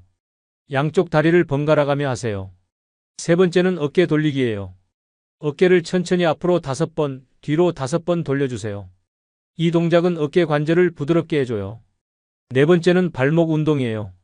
발끝을 위아래로 움직이고 발목을 좌우로 돌려주세요. 다리의 혈액순환에 정말 좋아요. 5번째는 허리 비틀기예요. 의자에 앉아 상체를 좌우로 천천히 비틀어 주세요. 허리 유연성을 기르는 데 도움이 돼요. 의자 운동의 장점은 절대 넘어질 위험이 없다는 거예요. 앉은 상태에서 팔다리를 움직이는 것만으로도 혈액순환이 좋아지고 근력이 향상돼요. 3번째 안전한 운동은 침대 스트레칭이에요. 누워서 하는 운동이 효과가 있을까요? 네, 있어요. 오히려 서서 하는 스트레칭보다 안전하고 효과적이에요. 침대에서 할 수 있는 기본 동작들을 알려드릴게요. 누워서 팔을 천천히 위로 올렸다 내리기, 다리를 구부렸다 펴기, 목을 좌우로 천천히 돌리기, 이런 동작들만으로도 전신 스트레칭 효과를 얻을 수 있어요. 특히 아침에 일어나기 전이나 밤에 잠들기 전에 하면 정말 좋아요. 관절을 부드럽게 해주고 혈액순환을 도와주거든요. 일주일 운동 계획도 중요해요. 월요일과 수요일, 금요일은 실내 걷기 30분, 화요일과 목요일은 의자 운동 20분, 토요일은 침대 스트레칭 20분, 일요일은 완전 휴식. 이 정도 계획이면 충분해요. 무리하지 말고 꾸준히 하는 게 중요해요. 하루 이틀 못했다고 해서 포기하지 마시고 다시 시작하면 돼요. 운동 후 관리도 중요해요. 점진적으로 쿨다운하고 미지근한 물을 조금씩 마시고 급격한 온도 변화를 피하고 충분한 휴식을 취한 후에 몸 상태를 재확인하세요. 이렇게 안전한 운동을 꾸준히 하시면 정말 놀라운 변화를 경험하실 거예요. 체력이 좋아지고 균형 감각이 향상되고 기분도 좋아져요. 제가 진료했던 78세 할머니는 이런 안전한 운동을 시작하신 후에 20년은 젊어진 것 같다며 활기차게 지내고 계세요. 위험한 운동을 포기하고 안전한 운동으로 바꾸신 결과예요. 지금까지 말씀드린 내용들을 정리해 드릴게요. 절대 하면 안 되는 위험한 운동 6가지를 기억하세요. 첫 번째 조깅과 달리기, 두 번째 등산과 계단 오르기, 세 번째 격렬한 에어로빅과 댄스, 네 번째 무거운 웨이트 트레이닝, 다섯 번째 테니스와 배드민턴, 여섯 번째 수영과 아쿠아로빅. 이 6가지는 젊은 사람들에게는 건강한 운동이지만 70살 이후에는 생명을 위협하는 독이 될 수 있어요. 반대로 안전하고 효과적인 운동 3가지를 실천하세요. 첫 번째 실내 걷기, 두 번째 의자 운동, 세 번째 침대 스트레칭. 이 3가지만으로도 충분한 운동 효과를 얻을 수 있어요. 운동 전후 안전 수칙들도 잊지 마세요. 혈압과 맥박 측정, 약물 복용 확인, 적절한 수분 섭취와 복장, 응급 상황 대비. 이 모든 것이 여러분의 생명을 지키는 마지막 보루예요. 운동 중 위험 신호가 나타나면 즉시 중단하고 적절한 조치를 취하세요. 가슴 통증, 호흡 곤란, 어지럼증, 식은땀, 메스꺼움, 관절 통증, 시야 흐림, 불규칙한 심장박동. 이 중 하나라도 느끼면 즉시 멈추세요. 가족분들도 위험 신호를 알고 계셔야 해요. 말이 어눌해지거나 한쪽 팔다리에 힘이 없어지면 뇌졸중 신호예요. 심하게 숨을 헐떡이거나 얼굴이 창백해지면 심장이나 산소 공급에 문제가 있다는 신호고요. 이 모든 정보가 여러분과 가족의 생명을 구할 거예요. 하지만 더 중요한 건 지금부터 실천하는 거예요. 오늘 당장 위험한 운동을 중단하고 안전한 운동으로 바꾸세요. 여러분, 오늘 영상을 끝까지 보신 것만으로도 이미 생명을 구하는 첫걸음을 내딛으셨어요. 지금 이 순간에도 전국 어디선가 잘못된 운동으로 고통받고 계실 어르신들이 계세요. 만약 여러분이 이 영상을 보지 않았다면 내일 아침에도 위험한 조깅을 나서거나 무리한 등산을 계획하고 계셨을지도 몰라요. 제가 40년간 응급실에서 수없이 봐왔던 비극들이 더 이상 일어나지 않았으면 하는 마음으로 이 모든 정보를 공개했어요. 하지만 이것만으로는 충분하지 않아요. 오늘부터 여러분이 실천하셔야 할 3가지 약속이 있어요. 첫 번째 약속은 위험한 운동 6가지는 오늘부터 완전히 중단하겠다는 거예요. 조금만 더 오늘 하루만이라는 생각은 금물이에요. 지금 당장 중단하세요. 두 번째 약속은 안전한 운동 3가지를 매일 실천하겠다는 거예요. 실내 걷기는 하루 30분, 의자 운동은 5가지 동작, 침대 스트레칭은 20분. 이것만으로도 충분해요. 세 번째 약속은 운동 전후 안전수칙을 반드시 지키겠다는 거예요. 혈압 측정, 약물 복용 확인, 적절한 복장, 응급상황 대비. 이 모든 것이 여러분의 생명을 지키는 마지막 보루예요. 이 3가지 약속을 지키시면 10년 후에도 20년 후에도 건강한 모습으로 가족들과 함께 하실 수 있을 거예요. 여러분 주변에도 아직 이런 위험한 운동을 하고 계시는 분들이 많을 거예요. 이 영상을 그분들과 함께 나누어 주세요. 여러분이 공유하는 이 한 번의 행동이 누군가의 생명을 구할 수 있어요. 구독과 좋아요 버튼을 꼭 눌러주세요. 구독을 하시면 앞으로 제가 40년간 쌓아온 의학 지식을 바탕으로 병원에서 절대 알려주지 않는 노인 건강의 진실들을 독점으로 받아보실 수 있어요. 다음 영상에서는 70살 이후 절대 먹으면 안 되는 음식 5가지에 대해 공개할 예정이에요. 많은 어르신들이 건강에 좋다고 믿고 드시는 음식들 중에 실제로는 심장마비와 뇌졸중을 유발하는 위험한 것들이 있어요. 알림 설정도 반드시 켜두세요. 생명과 직결된 중요한 정보들을 놓치지 않으려면 알림이 필수예요. 마지막으로 다시 한번 강조해요. 70살 이후의 운동은 열심히 하는 것이 아니라 올바르게 하는 것이 중요해요. 여러분이 오늘 세운 3가지 약속을 지키신다면 여러분의 인생 후반부는 지금보다 훨씬 더 활기차고 건강할 거예요. 오늘부터라도 늦지 않았어요. 위험한 운동을 중단하고 안전한 운동으로 바꾸세요. 여러분의 소중한 생명이 걸린 문제예요. 여러분의 건강한 노후를 위해 앞으로도 계속 함께 하겠어요. 구독, 좋아요, 알림 설정, 그리고 주변 분들과의 공유까지 오늘 세운 3가지 약속과 함께 잊지 마세요. 안녕하세요. 89년을 살아온 한 사람으로서 오늘 여러분께 꼭 들려드리고 싶은 이야기가 있습니다. 만약 제게 시간을 되돌릴 수 있는 기회가 주어진다면, 그래서 다시 70대로 돌아갈 수 있다면 저는 이제 말씀드릴 7가지만은 반드시 지키며 살 것입니다. 여러분도 아시겠지만 70대가 되면 많은 것들이 달라집니다. 아침에 일어날 때 예전만큼 가뿐하지 않고 계단을 오를 때 숨이 조금 차고 젊은 시절 쉽게 기억했던 것들이 가끔 가물가물해집니다. 그래서 많은 분들이 이렇게 생각하십니다. 이제 나이가 들었으니 어쩔 수 없지, 그냥 조용히 살아야지. 하지만 제가 89년을 살아보니 확실히 알겠습니다. 나이를 먹는 것은 선택할 수 없지만 어떻게 늙어갈지는 온전히 우리의 선택에 달려 있습니다. 노년의 진짜 위기는 몸의 노화가 아닙니다. 진짜 무서운 것은 마음이 먼저 항복해버리는 것입니다. 제가 지금까지 만나본 수많은 어르신들 중에서 나이가 들어서도 빛나는 분들에게는 공통점이 있었습니다. 그분들은 모두 자신만의 원칙을 가지고 계셨어요. 그 원칙들이 바로 오늘 말씀드릴 7가지입니다. 혹시 이런 생각이 드시나요? 지금 와서 뭘 바꿔? 이미 늦었는데? 절대 그렇지 않습니다. 제가 직접 경험하고 또 많은 분들을 지켜본 결과 이 7가지 중 단 하나만 실천해도 남은 인생이 완전히 달라집니다. 마치 어둠 속에서 작은 촛불 하나가 온 방을 밝히는 것처럼 말이에요. 오늘 이야기할 내용 중 일부는 조금 불편하게 들리실 수도 있습니다. 왜냐하면 지금까지 당연하다고 여겨왔던 것들에 대해 다시 생각해보자고 말씀드릴 테니까요. 하지만 그 불편함이야말로 변화의 시작입니다. 편안함 속에 머물러서는 아무것도 달라지지 않거든요. 자, 그럼 지금부터 제가 70대로 돌아간다면 반드시 지킬 7가지 원칙에 대해 하나씩 차근차근 말씀드리겠습니다. 첫 번째 원칙부터 들어보시죠. 첫 번째, 몸이 곧 자유다.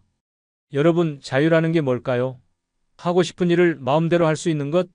돈이 많아서 원하는 것을 다 살 수 있는 것? 물론 그것들도 자유의 일부이긴 합니다. 하지만 제가 89년을 살아보니 진짜 자유는 아주 단순한 것에서 시작됩니다. 바로 내 몸이 내 뜻대로 움직여주는 것이에요. 아침에 침대에서 벌떡 일어날 수 있고 시장까지 걸어가서 장을 볼 수 있고 계단 2층 정도는 힘들지 않게 오를 수 있는 것. 이런 당연해 보이는 일들이 바로 자유의 시작입니다. 몸에 힘이 있어야 선택할 수 있거든요. 오늘은 버스를 탈까? 걸어갈까? 이번 주말에는 공원에 나갈까? 영화를 보러 갈까? 이런 소소한 선택들 말이에요. 제가 아는 한 할머니 이야기를 들려드릴까요? 그분은 85세까지 매주 토요일마다 뒷산에 오르셨어요.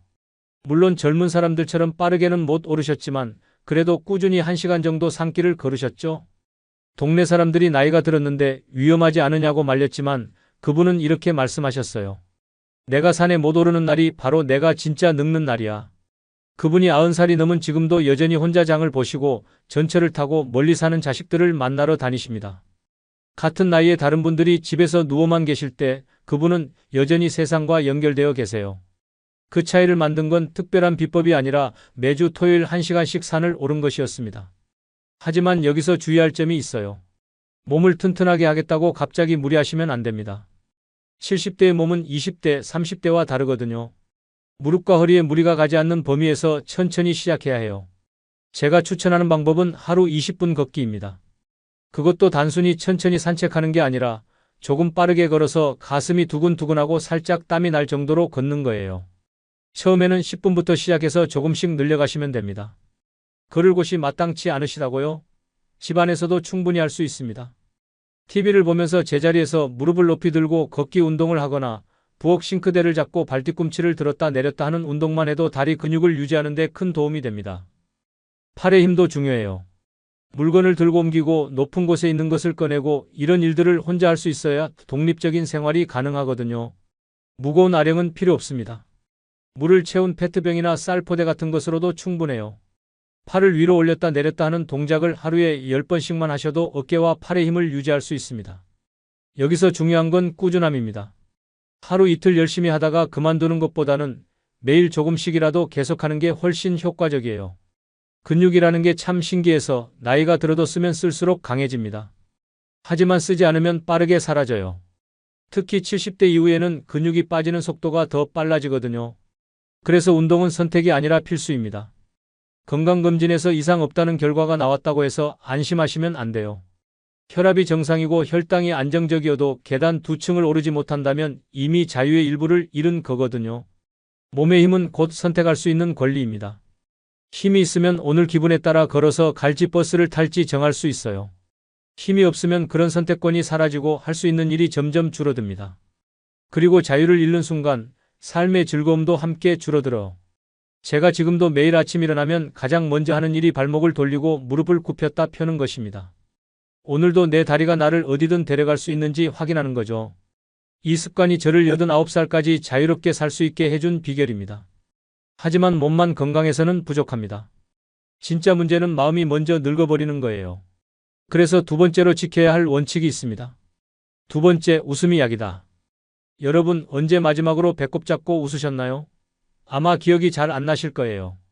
나이가 들수록 웃을 일이 줄어들거든요. 젊을 때는 친구들과 수다 떨면서 자주 웃고 직장에서도 동료들과 농담하며 웃었는데 70대가 되면 그런 기회가 확실히 줄어듭니다.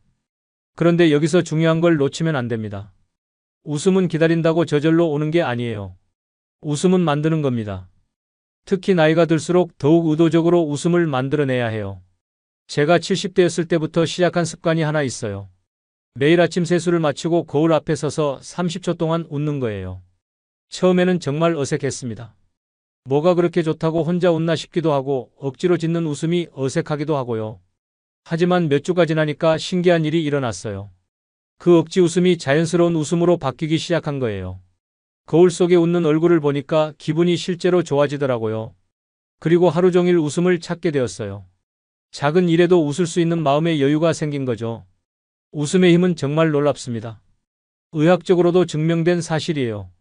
웃을 때 우리 뇌에서는 엔도르핀이라는 행복 호르몬이 나옵니다. 이 호르몬은 통증을 줄여주고 면역력을 높여주고 심지어 혈압까지 낮춰줘요.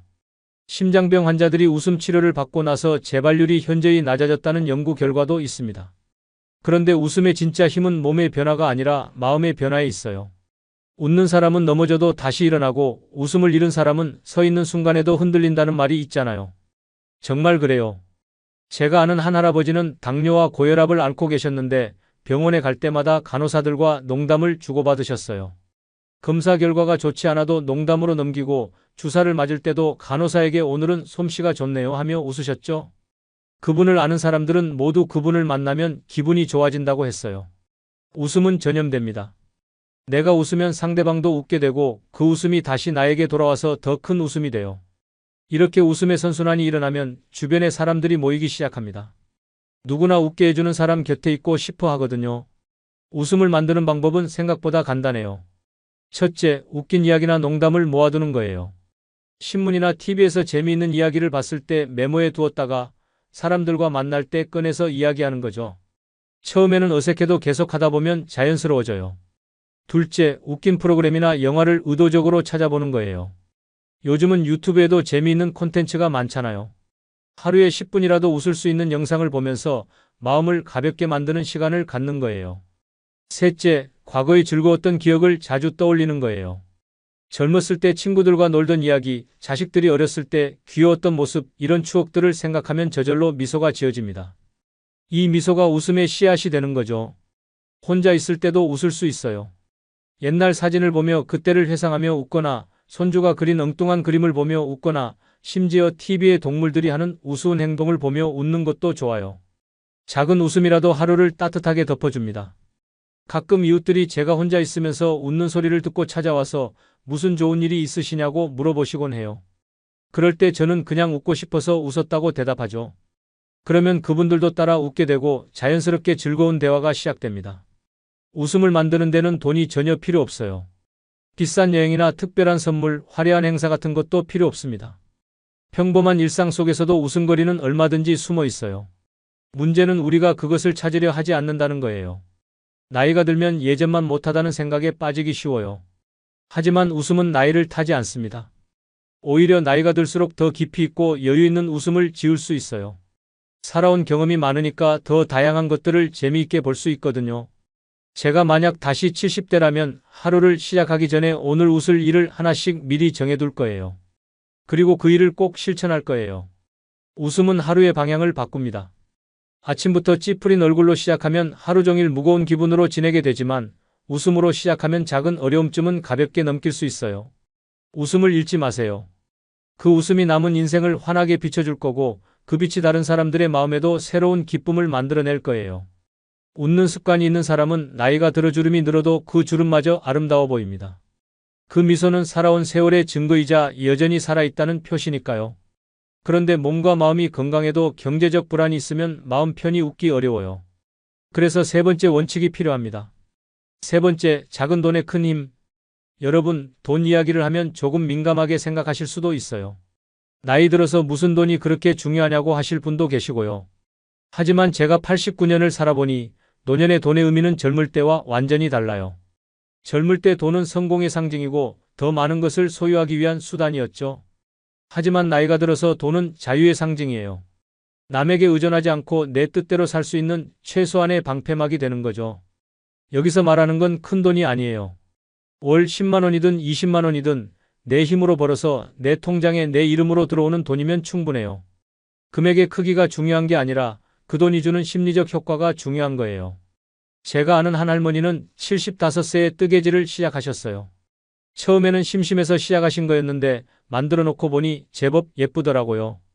그래서 용기를 내서 동네 시장에 가져다 놨는데 생각보다 잘 팔리는 거예요. 한 달에 10만 원 정도였지만 그 할머니는 완전히 달라지셨어요. 전에는 자식들이 용돈을 줄 때마다 미안해하고 조심스러워 하셨는데 이제는 당당해지셨어요. 손주들 간식도 본인이 사주시고 가끔은 자식들한테 밥도 사주시고요. 돈의 액수는 작았지만 그 의미는 정말 컸습니다. 경제적 독립이 주는 첫 번째 효과는 마음의 자유예요. 내가 벌어서 쓰는 돈이 있으면 누구 눈치 보지 않고 내가 원하는 것을 할 수 있어요. 커피 한 잔을 마시더라도 자식들 용돈으로 마시는 것과 내가 번 돈으로 마시는 건 기분이 완전히 달라요. 두 번째 효과는 관계의 균형이에요. 아무리 가족이라고 해도 한쪽이 계속 받기만 하면 관계가 불편해집니다. 받는 쪽은 미안하고 주는 쪽은 부담스럽고요. 하지만 내가 조금이라도 경제적으로 기여할 수 있다면 그 관계가 훨씬 건강해져요. 세 번째 효과는 자존감이에요. 내가 아직도 사회에 쓸모있는 사람이라는 감각을 유지할 수 있어요. 은퇴 후에는 자칫하면 쓸모없는 사람이 된 것 같은 기분이 들기 쉬운데 작은 수입이라도 있으면 그런 생각이 사라져요. 그럼 70대에 어떻게 돈을 벌 수 있을까요? 방법은 생각보다 많아요. 먼저 자신의 재능이나 경험을 활용하는 방법이 있어요. 요리를 잘하신다면 반찬 가게에 납품하거나 집에서 만든 김치나 장아찌를 파는 거예요. 글씨를 잘 쓰신다면 결혼식이나 행사 때 필요한 봉투 글씨를 써드리는 것도 좋아요. 손재주가 있으시다면 더욱 좋죠. 뜨개질, 자수, 목공예, 도자기 같은 수공예품을 만들어서 판매하실 수 있어요. 요즘은 온라인 쇼핑몰이나 플리마켓 같은 곳에서 쉽게 판매할 수 있거든요. 텃밭이 있으시다면 채소나 과일을 길러서 파실 수도 있어요. 토마토, 상추, 고추 같은 걸 길러서 동네 분들에게 나눠드리면서 조금씩 받는 것도 좋은 방법이에요. 컴퓨터를 좀 다루실 수 있다면 선택지가 더 넓어져요. 온라인 쇼핑몰에서 상품 사진을 찍어서 올려주는 일이나 간단한 데이터 입력 같은 재택근무도 가능해요. 경험과 지혜를 활용하는 방법도 있어요. 젊은 분들에게 인생 상담을 해드리거나 자신의 전문 분야에 대해 강의를 하시는 거예요. 요즘은 온라인으로도 강의할 수 있으니까 접근성이 훨씬 좋아졌어요. 중요한 건 처음부터 큰 수익을 기대하지 않는 거예요. 월 10만 원부터 시작해서 조금씩 늘려가면 돼요. 처음에는 돈보다는 즐거움에 집중하세요. 재미있게 할 수 있는 일을 찾으면 자연스럽게 수익도 따라와요. 그리고 새로운 일을 시작하면 의외의 부가 효과가 있어요. 배우게 되는 거예요. 온라인 판매를 하려면 컴퓨터나 스마트폰 사용법을 배워야 하고 고객들과 소통하면서 새로운 사람들을 만나게 되죠. 이런 과정에서 뇌가 활성화되고 삶의 활력이 생겨요. 제가 직접 경험한 이야기를 들려드릴게요. 저는 70대에 작은 칼럼을 쓰기 시작했어요. 처음에는 지역신문에 월 한 번 실리는 짧은 글이었는데 원고료가 월 5만 원 정도였어요. 돈으로는 별것 아니었지만 그 5만 원이 제게는 엄청난 의미였어요. 내 글을 읽고 사람들이 위로받는다는 것, 그리고 그에 대한 정당한 대가를 받는다는 것. 이것이 저에게 큰 자신감을 줬어요. 그 칼럼이 계기가 되어서 작은 강연도 하게 되고 지금 이렇게 여러분께 이야기할 수 있는 기회도 얻게 된 거죠. 경제적 독립은 사치가 아니라 선택의 폭을 지키는 도구예요. 돈이 있어야 내가 원하는 시간에, 원하는 장소에서, 원하는 방식으로 사람을 만나고 건강한 음식을 먹고 나를 성장시키는 활동에 투자할 수 있거든요. 물론 나이가 들어서 새로운 일을 시작하는 게 쉽지는 않아요. 체력적으로도 한계가 있고 새로운 것을 배우는 것도 어려워요. 하지만 그렇다고 포기할 이유는 없어요. 천천히 시작해서 꾸준히 하면 되거든요. 제가 만약 다시 70대라면 가장 먼저 할 일이 지속 가능한 수입원을 찾는 거예요. 그것이 재능 기반이든 단순 노동이든 온라인 활용이든 상관없어요. 중요한 건 그 돈이 매월 내 통장에 내 이름으로 들어온다는 사실이에요. 그리고 그 과정에서 뜻밖의 부가가치가 생길 거예요. 새로운 일을 하면서 배우게 되고 배우면서 또 다른 기회가 생기고 그것이 새로운 사람들과의 연결로 이어질 거예요. 은퇴를 이렇게 정의해 보세요. 직업을 그만두는 것이지 수입을 그만두는 것은 아니다. 그러니까 지금 70대라면 스스로에게 물어보세요. 내가 당장 내일부터 시작할 수 있는 수입원은 무엇인가? 그것이 없다면 오늘부터 작은 걸음이라도 시작해야 해요. 왜냐하면 나이 들어서의 경제적 독립은 단순히 주머니 사정을 넘어서 내 존엄과도 직결되거든요. 내 힘으로 버는 돈이 있어야 내 시간도, 내 인간관계도, 내 삶의 리듬도 남이 아닌 내가 결정할 수 있어요. 돈을 벌려면 시간 관리가 필수인데 많은 분들이 나이 들어서는 시간 관리를 소홀히 하세요. 그래서 네 번째 원칙이 중요합니다. 네 번째, 시간은 내가 주인이다. 여러분은 하루를 어떻게 보내시나요? 아침에 일어나서 저녁에 잠들 때까지 그 시간을 누가 결정하시나요? 혹시 다른 사람들의 요청에 떠밀려서 하루를 보내고 계시지는 않나요? 나이가 들면 시간이 많아진다고 생각하기 쉬워요. 직장에 나갈 필요도 없고 아이들 뒷바라지할 일도 없고 그러니까 시간이 남아돈다고 생각하시죠? 하지만 정말 그런가요? 오히려 70대 이후의 시간은 더욱 소중해요. 남은 시간이 한정되어 있다는 걸 실감하게 되거든요. 그런데 이 소중한 시간을 다른 사람들이 가져가도록 내버려두면 안 돼요. 의례적인 모임, 별로 내키지 않는 약속, 피곤하지만 거절하기 어려운 요청들.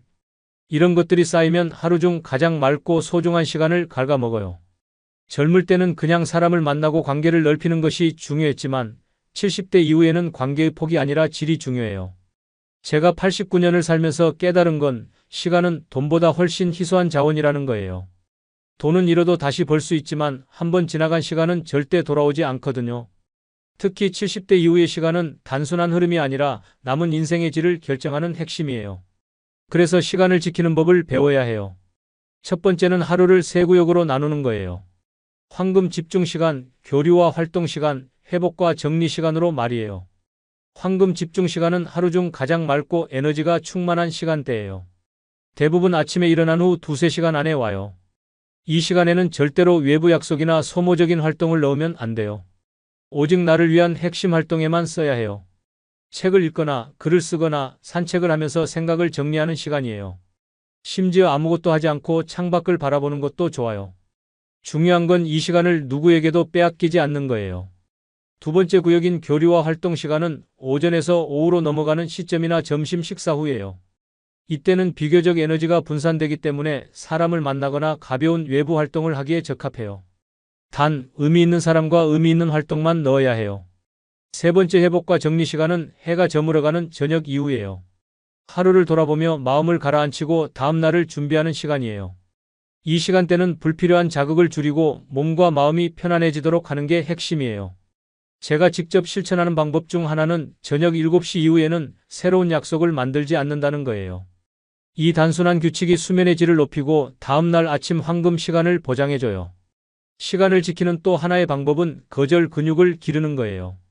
거절은 타고나는 게 아니라 훈련을 통해 단단해져요. 처음에는 미안함이 앞서지만 시간이 지나면 그것이 오히려 상대방과 나 모두를 위한 것임을 깨닫게 돼요. 예를 들어 모임에 초대받았을 때 그날은 이미 중요한 시간을 확보해 두었습니다라고 말하는 훈련을 하는 거예요. 여기서 중요한 시간이 꼭 외부 일정일 필요는 없어요. 나를 위한 조용한 산책이나 책 한 권과 보내는 시간이면 충분해요. 이렇게 거절할 줄 알게 되면 남은 약속들이 더 소중해지고 그 안에서의 대화와 교류가 깊어져요. 70대 이후에는 시간의 흐름보다 시간의 질을 우선해야 해요. 하루가 얼마나 바쁜지가 아니라 그 하루가 나에게 어떤 의미를 남겼는지가 중요하거든요. 그러기 위해서는 하루가 끝났을 때 반드시 스스로에게 물어야 해요. 오늘 하루는 나를 채웠는가 아니면 소모했는가? 만약 소모한 날이 많아진다면 일정표를 다시 들여다보고 시간을 빼앗는 요소를 줄여야 해요. 저는 이 질문 하나로 수십 년간 제 일정을 관리했어요. 덕분에 의미 없는 피로가 쌓이지 않았고 오히려 나이가 들수록 하루의 만족도가 높아졌어요. 시간을 아끼는 또 다른 방법은 작은 의식을 만드는 거예요. 시작과 마무리에 반복하는 작은 루틴은 시간을 의식적으로 쓰게 해줘요. 아침에 따뜻한 차를 마시며 오늘 꼭 하고 싶은 일을 3가지 적는 습관, 저녁에는 그 3가지 중 얼마나 실천했는지를 체크하는 습관. 이런 의식이 쌓이면 하루하루가 목표 없이 흘러가는 일이 줄어들어요. 시간을 관리한다는 건 결국 자기 삶의 리듬을 만드는 일이에요. 남이 만들어 놓은 흐름에 휩쓸리지 않고 내가 만든 리듬 속에서 하루를 살아가는 것. 이것이 노년의 진짜 자유예요. 하루 중 내게 가장 좋은 시간을 스스로 빼앗아 버리면 작은 일에도 쉽게 지치고 불만이 늘어나요. 하루의 중심이 무너지기 때문이에요. 그래서 하루 계획을 세울 때 하루에 3가지 일만 넣는 습관을 들이세요. 3가지를 끝냈다면 그날은 충분히 잘 산 거예요. 이 3가지 중 반드시 하나는 나를 위한 일이어야 해요. 그것이 운동이든 독서든 취미든 심지어 혼자 있는 시간이든 상관없어요. 이렇게 시간을 쓰면 남은 하루가 훨씬 가볍고 만족스러워져요. 시간을 함부로 내주지 않으면 놀랍게도 관계도 정리돼요. 내 시간을 진정으로 존중하는 사람만 남게 되거든요. 그 사람들과의 만남은 형식이 아니라 진심이 되고 그 만남에서 얻는 에너지가 2배가 돼요. 제가 만약 다시 70대라면 하루 중 가장 좋은 시간을 반드시 나를 위해 쓸 거예요. 그것이 내가 나를 버리지 않는 방법이거든요. 시간을 지킨다는 것은 단순히 바쁜 약속을 줄인다는 차원이 아니에요. 이것은 남은 인생의 중심을 스스로 세우는 작업이에요. 시간을 지켰다면 이제는 사람을 골라야 해요. 왜냐하면 누구와 시간을 보내느냐가 삶의 질을 결정하거든요. 5번째, 사람도 단살이가 필요하다. 여러분, 혹시 만남이 끝난 후에 이유 없이 피곤해지는 사람이 있으신가요? 대화를 나누고 왔는데 기분이 좋아지기보다는 어딘가 무겁고 답답한 느낌이 드는 사람 말이에요.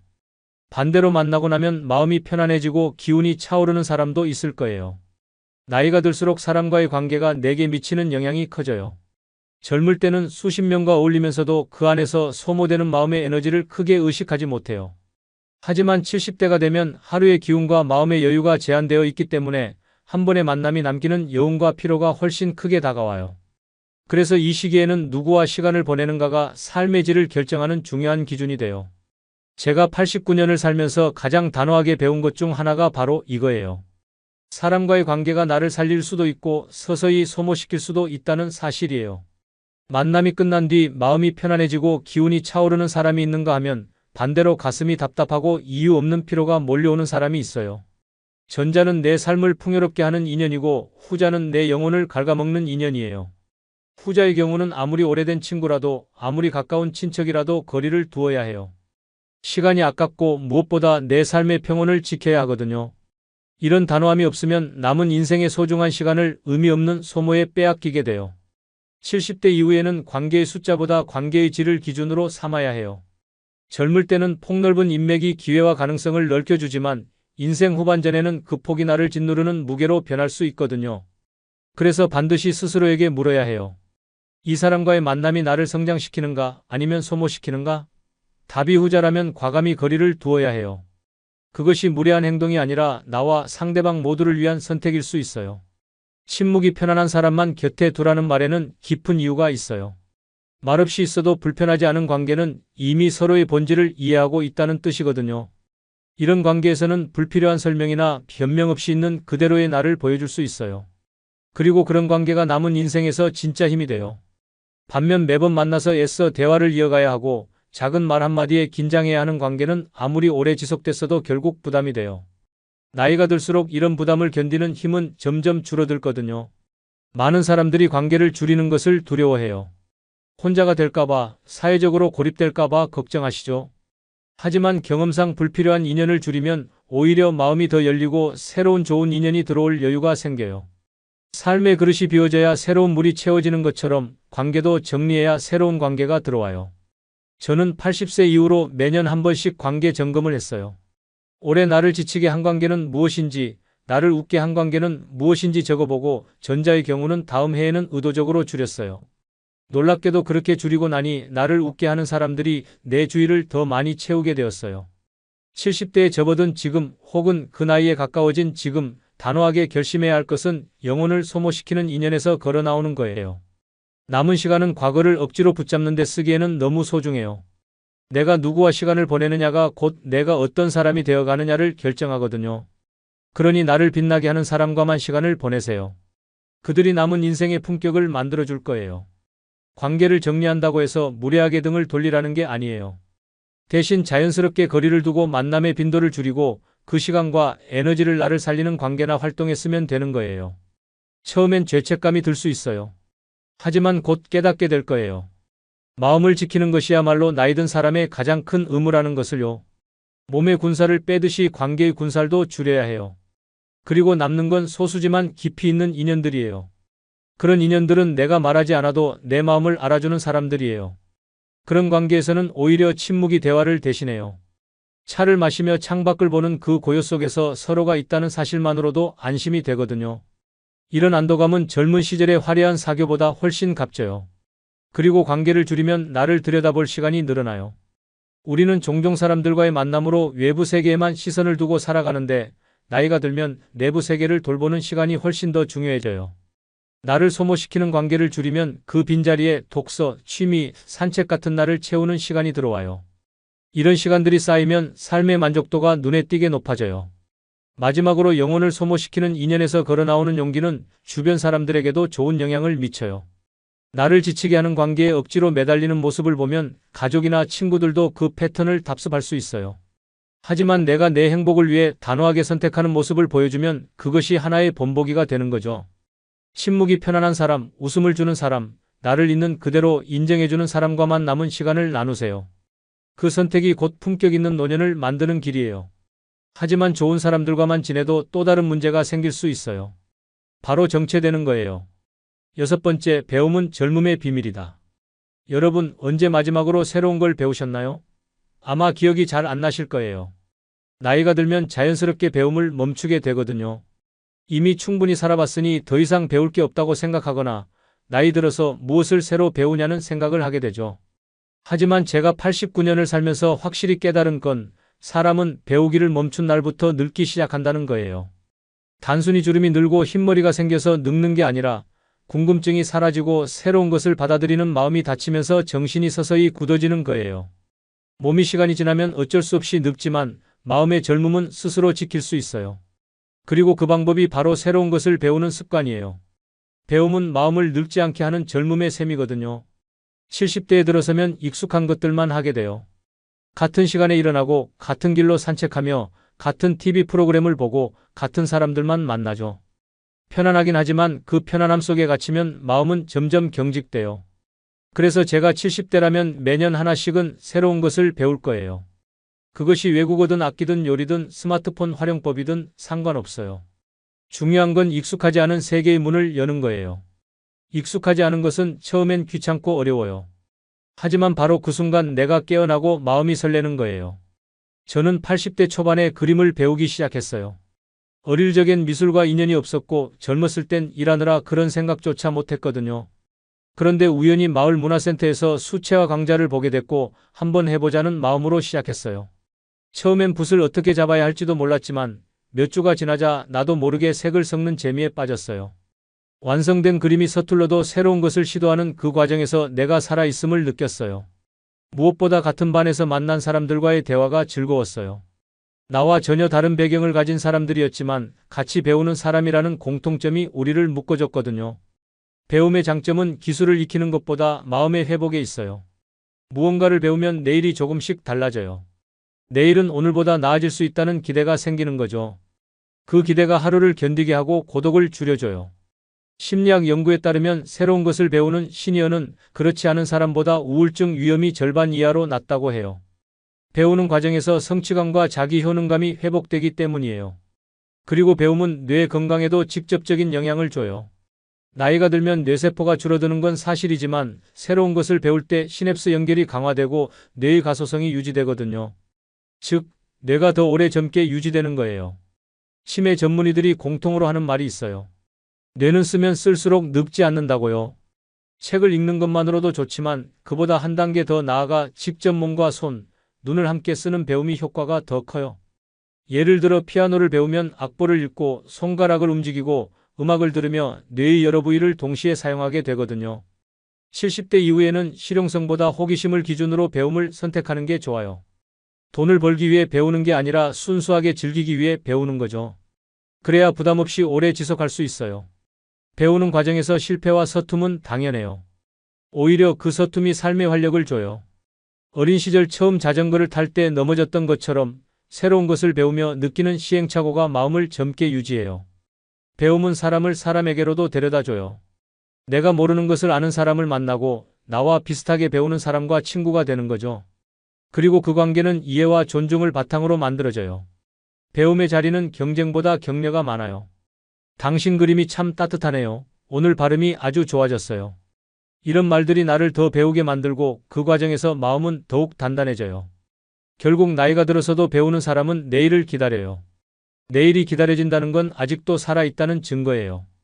익숙함 속에만 머물면 하루가 오늘과 어제의 복사본처럼 느껴지지만 배움을 시작하면 하루가 새롭게 보여요. 그것이 설령 작은 기술이든 한 문장이든 새로운 사람의 이름이든 상관없어요. 그 작은 새로움들이 모여 노년의 시간을 빛나게 만들어요. 그러니 제가 70대라면 매년 하나씩 배울 것을 정해두겠어요. 그것이 작은 것이어도 괜찮아요. 중요한 건 계속 배우는 나로 남는 거예요.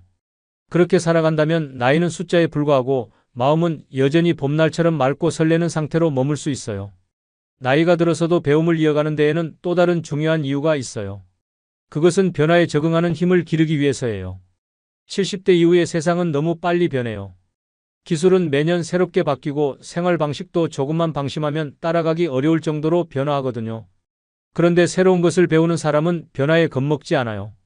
스마트폰 기능이 업데이트되어도 전자결제가 보편화되어도 새로운 대중교통 시스템이 도입되어도 그들은 한번 해보자라는 마음으로 적응해요. 이 차이가 삶의 질을 가르죠. 적응력은 배움에서 오고 배움은 두려움을 줄여요. 나이 들수록 두려움이 커지는 이유는 모르는 것이 많아져서예요. 그런데 배움은 그 모름을 줄이고 모름 속에서 즐거움을 찾게 해요. 또한 배움은 나를 증명하는 방법이 되기도 해요. 은퇴 후 지위나 사회적 역할이 사라지면 자신이 쓸모있는 사람이라는 감각도 희미해져요. 그러나 새로운 기술이나 지식을 익히면 그 자체가 스스로를 증명하는 증거가 되는 거죠. 나는 여전히 배우고 성장하고 있다는 감각이 자존감을 지켜줘요.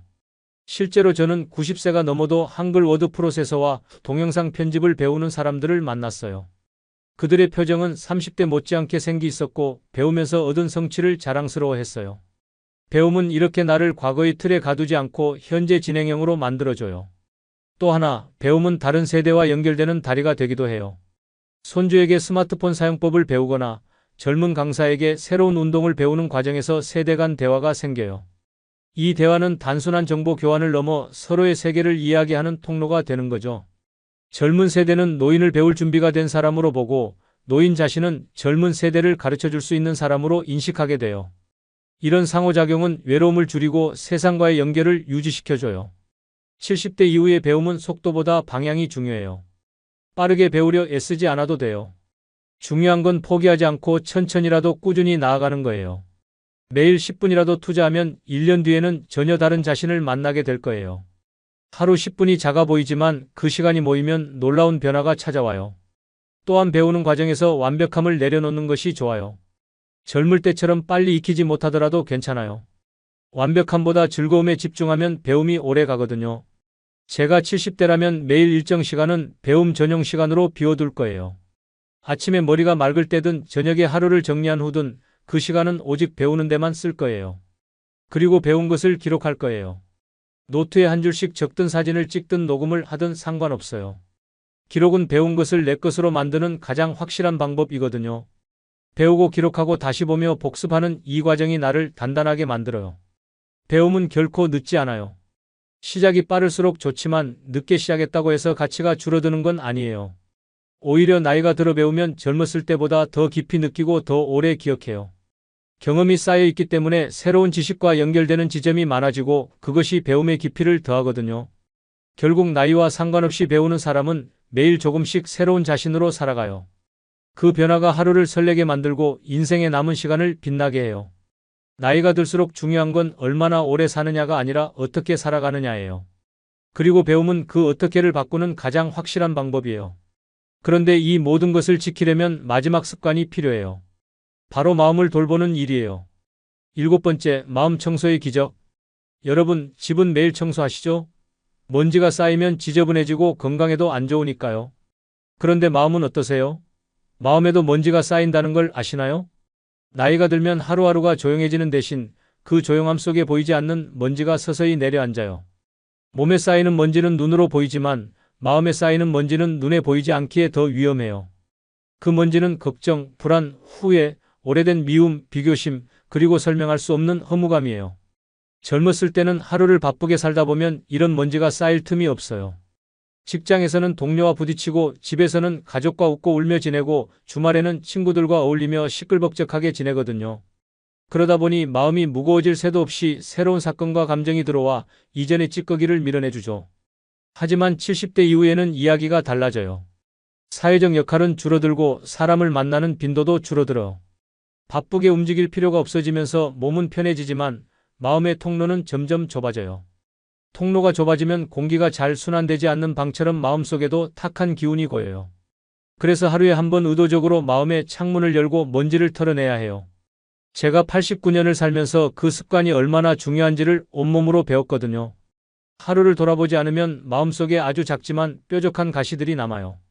누군가의 무심한 한마디, 뉴스에서 본 불쾌한 장면, 혹은 별것 아닌데도 마음을 건드린 사소한 사건들 말이에요. 이런 가시들은 작아서 무시하기 쉽지만 그대로 두면 깊숙이 박혀 염증을 만들어요. 그리고 그 염증이 내일로 넘어가며 점점 커져요.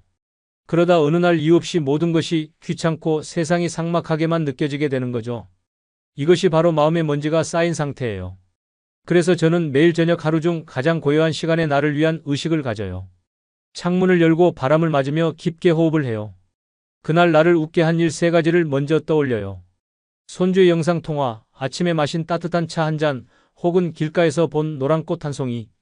그런 기쁨을 떠올리면 마음이 조금 밝아져요. 그 다음엔 나를 불편하게 한 일을 꺼내봐요. 불필요한 말에 상처받았는지, 기대했던 일이 어긋났는지, 스스로에게 실망했는지. 그것을 부정하거나 억누르지 않고 그냥 바라봐요. 그리고 그 무거움을 내 호흡에 실어 바깥으로 내보낸다고 상상해요. 명상은 이렇게 단순하지만 강력해요.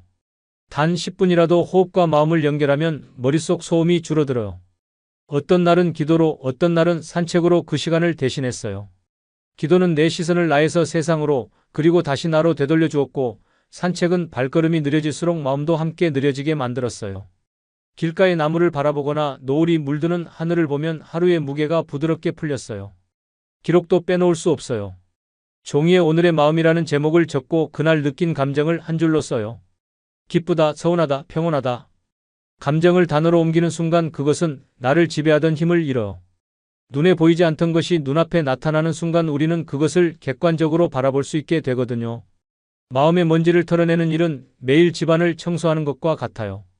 하루만 안 해도 괜찮아 보이지만 며칠만 쌓이면 금세 티가 나고 한 달만 쌓이면 치우기 힘들어져요.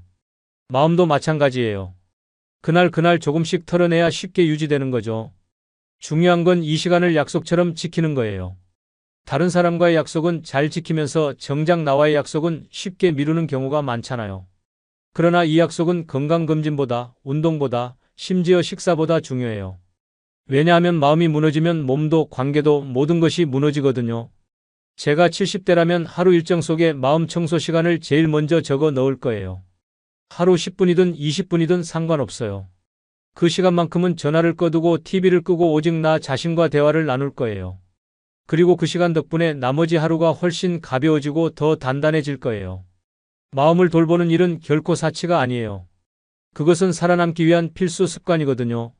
달라이 라마가 말했듯이 당신의 마음을 돌보는 일은 세상을 돌보는 일과 같아요. 마음이 평온해지면 세상도 평온하게 보이고 그 평온이 또 다른 사람들에게 전해져요. 결국 하루 한 번 마음의 먼지를 털어내는 일은 나를 위한 일이면서 동시에 세상을 위한 일이기도 해요. 나이가 들수록 마음의 먼지는 더 교묘하게 쌓여요. 젊을 땐 화가 나면 그냥 화를 내고 서운하면 금세 풀어버리지만 70대 이후에는 감정을 드러내기보다 삼키는 경우가 많아요. 체면 때문이기도 하고 관계를 유지하기 위해서이기도 하죠. 그런데 삼킨 감정은 사라지지 않아요. 눈에 보이지 않는 먼지처럼 마음 깊숙이 내려앉아 무게를 만들어요. 이 무게가 오래 쌓이면 생각이 무거워지고 표정이 굳어지고 하루가 힘겹게 느껴져요. 그래서 마음의 먼지를 털어내는 습관은 단순한 기분 관리가 아니라 삶을 오래 지속시키는 정비예요. 제 경험상 가장 효과적인 방법은 감정을 흘려보내는 통로를 마련하는 것이었어요. 그게 명상일 수도 있고 글쓰기일 수도 있고 혼잣말일 수도 있어요. 저는 특히 글쓰기를 추천해요. 종이에 연필로 쓰는 게 좋아요. 하루에 있었던 일 중 마음에 남은 것을 5줄이라도 적어보세요.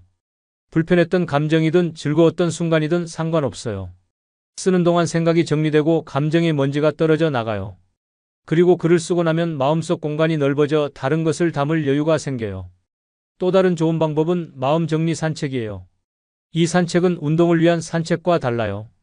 속도를 내는 것이 아니라 의도적으로 느리게 걸으며 머릿속 생각을 하나씩 꺼내보는 시간이에요.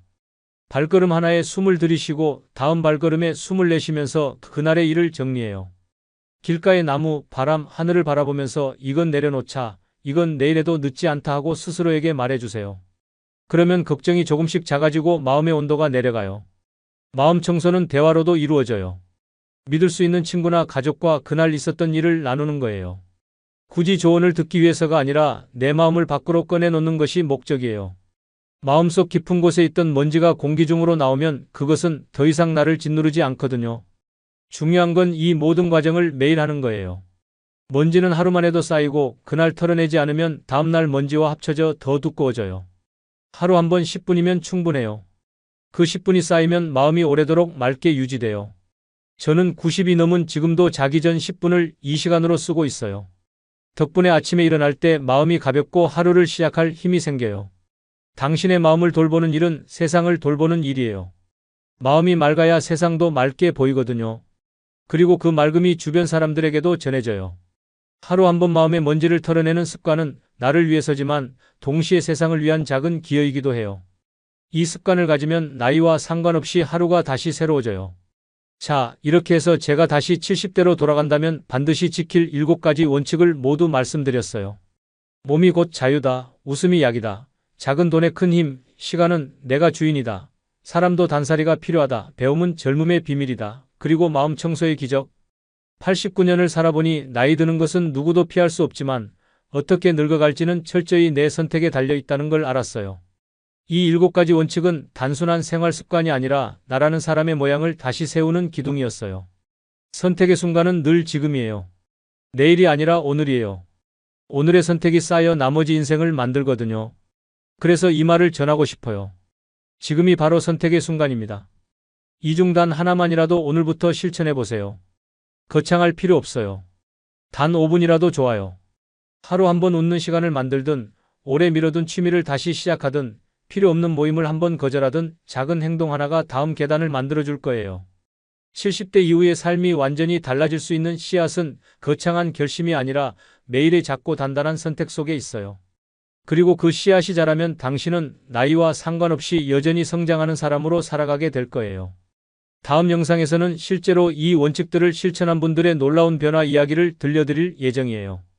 75세 새로운 사업을 시작한 분, 80의 그림을 배워서 전시회까지 연분, 90이 넘어서도 매일 새로운 것을 배우고 계신 분들의 생생한 이야기 말이에요. 만약 오늘 이야기가 도움이 되셨다면 구독과 좋아요 부탁드려요. 그리고 댓글로 여러분만의 인생 원칙이나 경험을 나눠주시면 더욱 감사하겠어요. 나이는 숫자에 불과하다는 말, 이제 정말로 실감하실 수 있을 거예요. 오늘도 소중한 시간 내어 들어주셔서 고맙습니다. 여러분의 남은 인생이 더욱 빛나기를 진심으로 응원합니다.